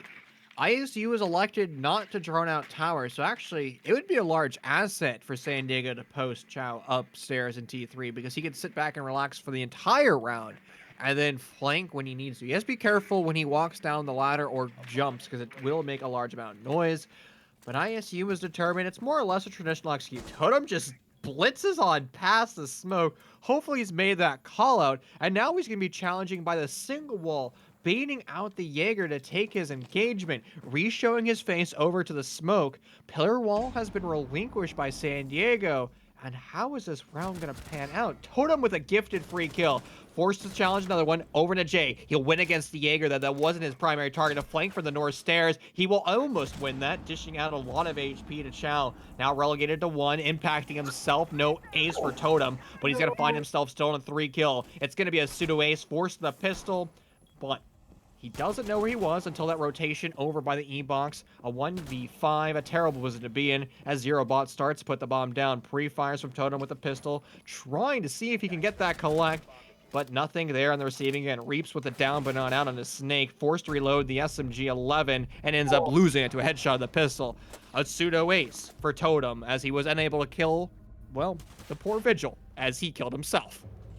You just gotta feel bad for Chow there, accidentally impacting yourself to death. I gotta wonder how he managed. We're talking about that. I'm sorry, Chow, but that's what we're talking about right now. He took a lot of damage from that engagement with Totem when he swung with that SMG-12 on the back tower stairs. He threw the first impact, trying to do a bait and switch to that pillar side. I assume what happened was he pulled out the impact to try to throw it, but then decided he didn't want to throw it anymore. So he tried to switch off of it, but he didn't do it in time and probably looked at the ground trying to cross and ended up impacting the floor. I think in the industry and the kids these days call that an oof. Or a yikes. I'm a boomer, so you can confirm that one with me, but I believe it's an oof. Nonetheless. I cannot confirm it as an oof. I would say that's a yikes. That's a yikes. That's what we're going with. I can't confirm. All right. It's a yikes. I mean, Hidru here is, he's the young one here, so we'll consider him. What he says is law and word. And also, just want to quickly shout out our lovely observer today, Henry, as well as our producer, who's currently producing 2 series at the same time, Mr. Salsa Mango Down. Excellent job to him for doing the wonderful work he does over here at CR6. Nonetheless, what I refer to as a tertiary bomb site, since the quaternary bomb site of Dining Room is statistically not as bueno, at least if we took a few showings of this map in previous iterations of the NAL. And what makes this bomb site better is how you force the attackers into positions, particularly linear executes through North Tower. Yeah, and swinging from Totem, he's gonna get Chow on the drone spot. So what a bait coming out there. The bait and switch with the drone. Totem takes about 25 HP, but he takes out Chow. It's just amazing. Totem just able to walk in and get all these amazing kills. And it's just so much timing. He's in the middle of meeting. He's gonna get the smoke. He's gonna get the Goyo. It's a 5v2 now. He's gonna get the Jaeger. The last person is off site. He's on a quad. He's looking for that ace. Totem is on 1 HP, but it's a 1v3 now for console. It's technically doable. 2 players of Iowa State are below 50 HP. The bomb needs to go down. Zerobot has it in hand. He's gonna try to plant in kitchen, it looks like. But console's rotated over. He's dropped the hatch. Totem's aware of this. He does a few sprays to the wall. Is he gonna find it? No. There's sprays going back and forth between console and Totem. Totem wants this ace. Snakes is just gonna sit here and hold this angle, but console's also just holding an angle. But there goes Totem. Console finds the kill. All left up to Snake and Zero now, but it's a 1v2 post plant. Zero's still at half health. He could win this out pretty easily. And there you go. That's the last full HP player of ISU taken off the board. Console, all he has left to do, he's full HP versus a half HP Nomad. Nomad has to be careful here because if Zero loses this gunfight, and there you go. Console's actually gonna ace. It is a full-on ace. We were looking at a 4K versus a 4K. 1-2 players. Totem had a 4K and Console had a 4K. And he's gonna clutch it out. Gets the ace, gets the defuse. What a round coming out from Console. LFG, man. What? All right, so 2 players got a collective 9 kills in that round. Wow. Definitely did not see that one going. We're talking about strategy and attackers, fatal funneling, and that was truly the case. 3 of them died to the vertical pressure. Actually, pardon me, 2 of them died to the vertical pressure. The hot drop comes in, a brilliant pre-fire, and individuals or attackers playing as individuals. something that you can't allow to happen. Why? When you're a 1v3 like that, if you're to swing together on the remaining player on the defense, it's an instantaneous slaughter fest. He dies. There's no contest there whatsoever. But if you play as individuals, you challenge multiple 1v1s like we saw there for ISU, there's a high potential that you end up winning those rounds. I always advise players to go for 80-20 splits, which means you have an 80% chance of winning. ISU went for engagements that were at best 50-50 splits, and a triple coin toss was successful for San Diego. But now they're going to be forced to go over to attack. 4-2 splits are extremely common, just not on the attackers achieving that. Yeah, so unfortunate for ISU. They definitely threw that round. They allowed the mute of they allowed the mute of console to take individual 1v1 engagements. If they had been playing together better, it shouldn't have happened. Honestly, Snakes shouldn't have lost the gunfight to console. If he had been playing further back or just waiting for the sound cue to swing the corner, he would have stopped console in his tracks because console would have been more focused on taking the engagement on the stage door. But instead, Snakes was tight on that double door to Big Tower, and unfortunately showed his elbow. And so Console knew exactly where he was playing and was ready for the heads up engagement, ultimately winning it out. And unfortunately, just Zerobot unable to finish out the 1v1 and allowed for an ace clutch coming out from Console. Absolutely amazing stuff coming out from him this game so far. He's only got 6 kills, but 5 of them were 1 round, and that 1 round could be the difference maker in this game. A mirror image of ISU's execute is currently being set into motion by San Diego as they Swiss cheese eyes the entire wall, making small murder holes that San Diego can send and lob rounds downrange, attempting to collect up with members of ISU. Instead of just doing the half circle draw and go routine of ISU, they're going to go for the Maverick trick, where it defies all lines and physics, where you just draw a line at the top of the wall, you draw a line at the bottom of the wall, and poof, the metal just instantaneously enters in the nether realm. But somehow San Diego, being the wizards they are, have control of the north side of the map. But what have they accomplished over on the south? Their IGL has not quite coordinated enough what needs to be done on Trophy, and just like that, Totem is going to do ridiculous things once again, collecting a headshot, make that 2 for him, no one else outside, and the possibilities of pushing into the south side of games is no longer viable. And now 5v3 in favor of Iowa State. The first Zofia stun comes in, but it doesn't actually do anything to Totem, and he's going to get 2 more. He's on another quad kill. He has 1 more to find this round, and then he'll finally get his ace. So 2 quad kills in a row already. Well, 1 on his last round of attack, and now he's got another one. He takes about half his HP off of Charles, but he's waiting for the push. Charles, though, just going to fall back. Doesn't want to give Totem his ace. Totem, though, getting aggressive. And no, the ace denied 2 rounds in a row, but Zerobot will finish it off this time. So, no clutch out from the UCSD. Instead, ISU will take the round. I know this series has gone a little bit away from, the analytical thinking, the true IGLing, but I do have to take us back to reality quickly and say San Diego needs to be far more coordinated with how they execute on to Master Bedroom. They need to do it simultaneously with the clear from the north side of the map. They need to facilitate that with drones as soon as they identify the mini game, which will be the deployable shield over on Trophy. They either need to rotate somebody to burn the ADS, since the Ash over there no longer has access to her flashbangs, or you force Ace to do it with his smoke grenades.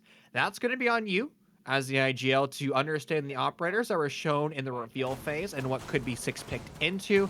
And honestly, that means you rotate immediately at the start of this round as soon as you start your primary droning that flashbang operator, which was the Nomad in that case. They failed to do so. They hit that roadblock, and well, it was just wide swing after wide swing, victory, miraculous kills. But if the IGL made that identification a little bit sooner, they probably would have been in that scenario to, take those deaths. Yeah, and speaking of 6-picks, we do have Chow 6-picking onto this Ying. Now, I imagine this Ying is either going to be brute forcing through elbow or brute forcing down main stairs. I don't really see the Ying play coming in those Candles anywhere else. It's going to be one of those 2 positions. It's not going to come down back stairs. It's not going to come down freezer stairs. It's going to be from either main stairs or blue, yet to be revealed, or it could be down, eventually it could be down in E-Box Execute, but it does look like it's going to be a blue push coming out from the attackers. You do have your Zofia, Ash, and your Ying, all three of your quote-unquote entry operators currently sitting. It looks like actually all your teams sitting over there. And Totem, on an ill-advised spawn peak, is going to get shut down. He got 8 picks in 2 rounds, but he won't get any more picks this round. He's got to sit on the sidelines and just watch cams for the next 2.5 minutes. Well, he spotted one pushing through where they were pushing through earlier, so I guess you can double down and confirm the information that his death attempted to achieve.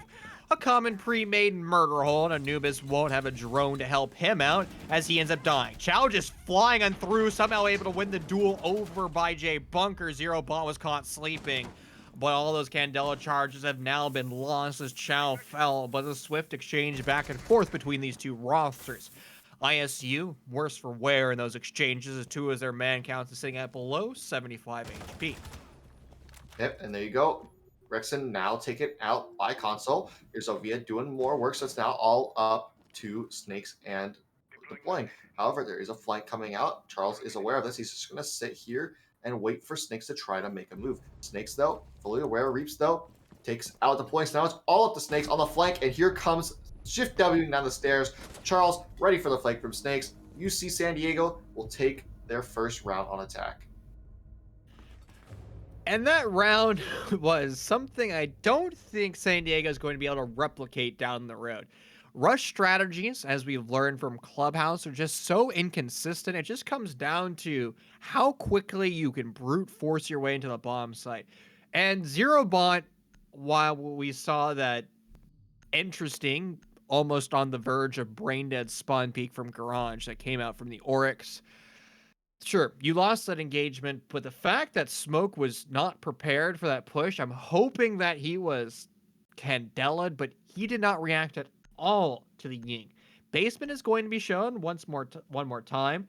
Blackbeard was also being teased to dabble in the face shield protection, but it's going to be back to the milky white goodness of the flashbang device of those Candelas.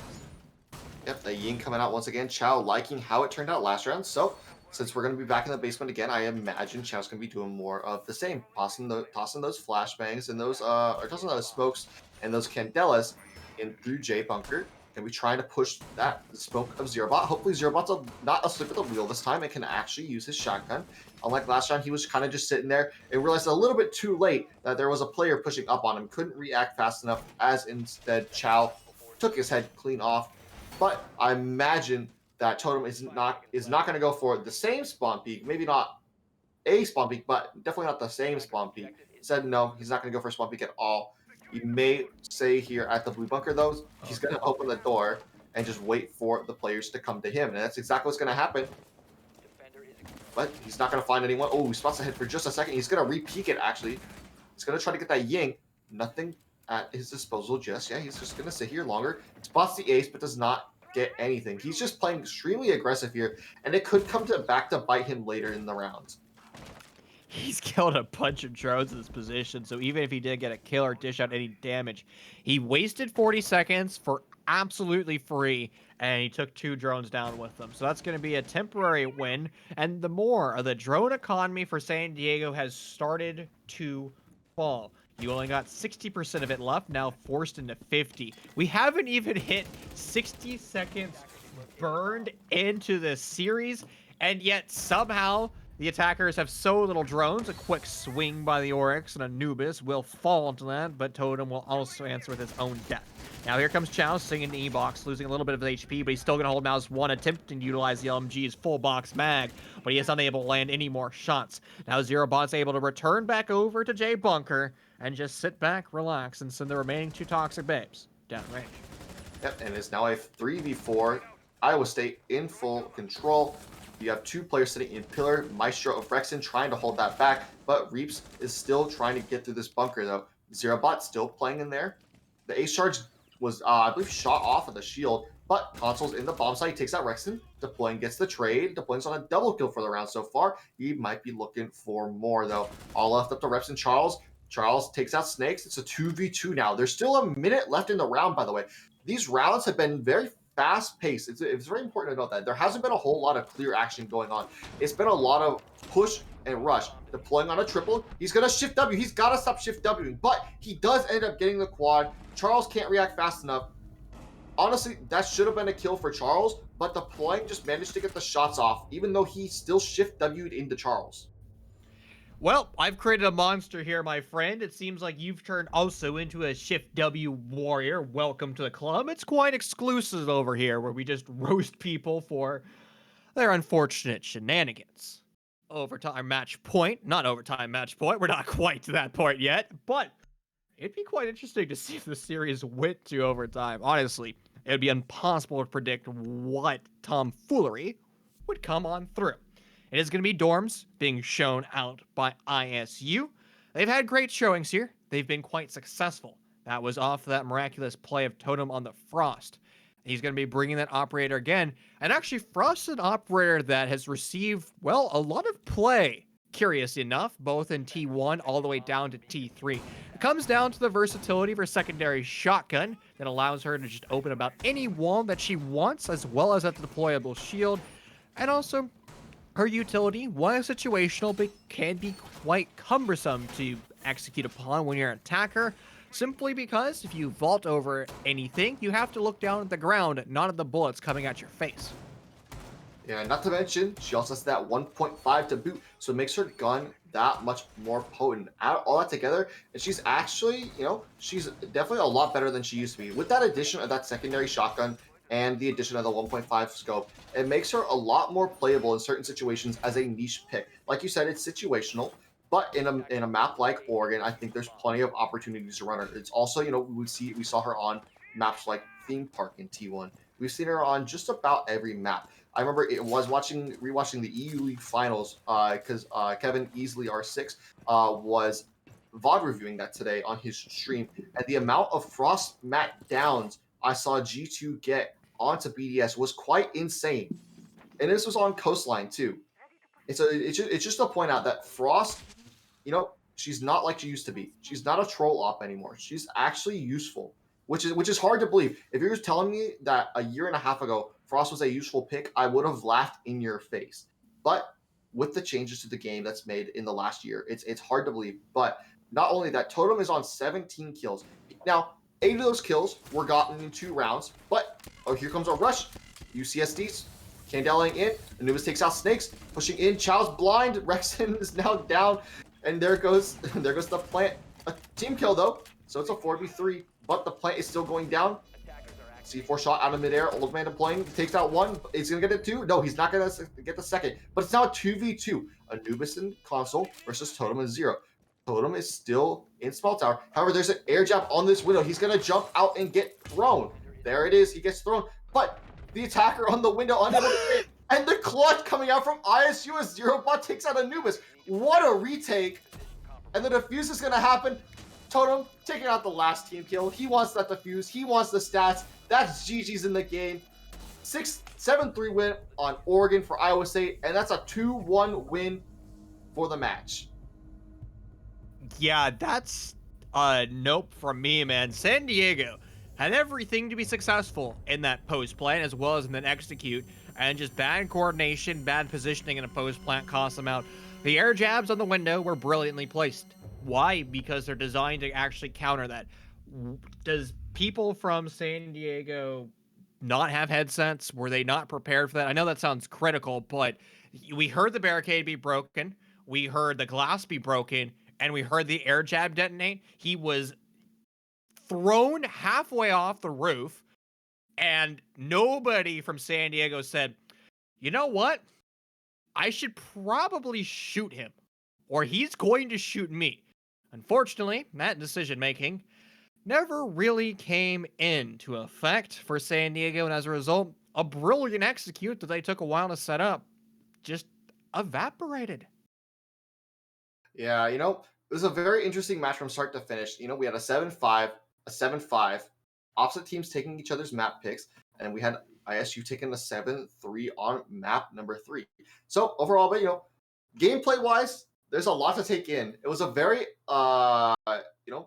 it was an anomaly of a match. There was a lot of things happening that you don't normally see. was a good match to watch. It was a very interesting match to follow, to say the least. But overall, Iowa State took the win in the end.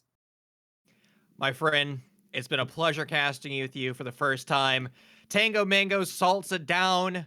Watermelon Man himself, double producing, has been our objector. Wow, that's not an English sentence. Our director, our producer, and admin, everything under the sun. He does amazing work here and everything in Collegiate. Henry's also a god on the keys.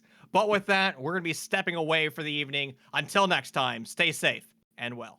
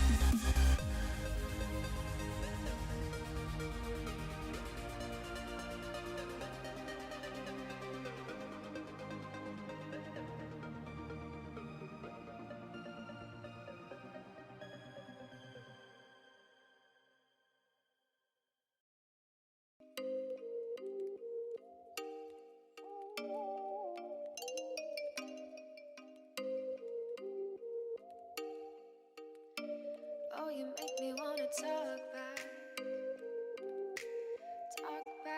to you.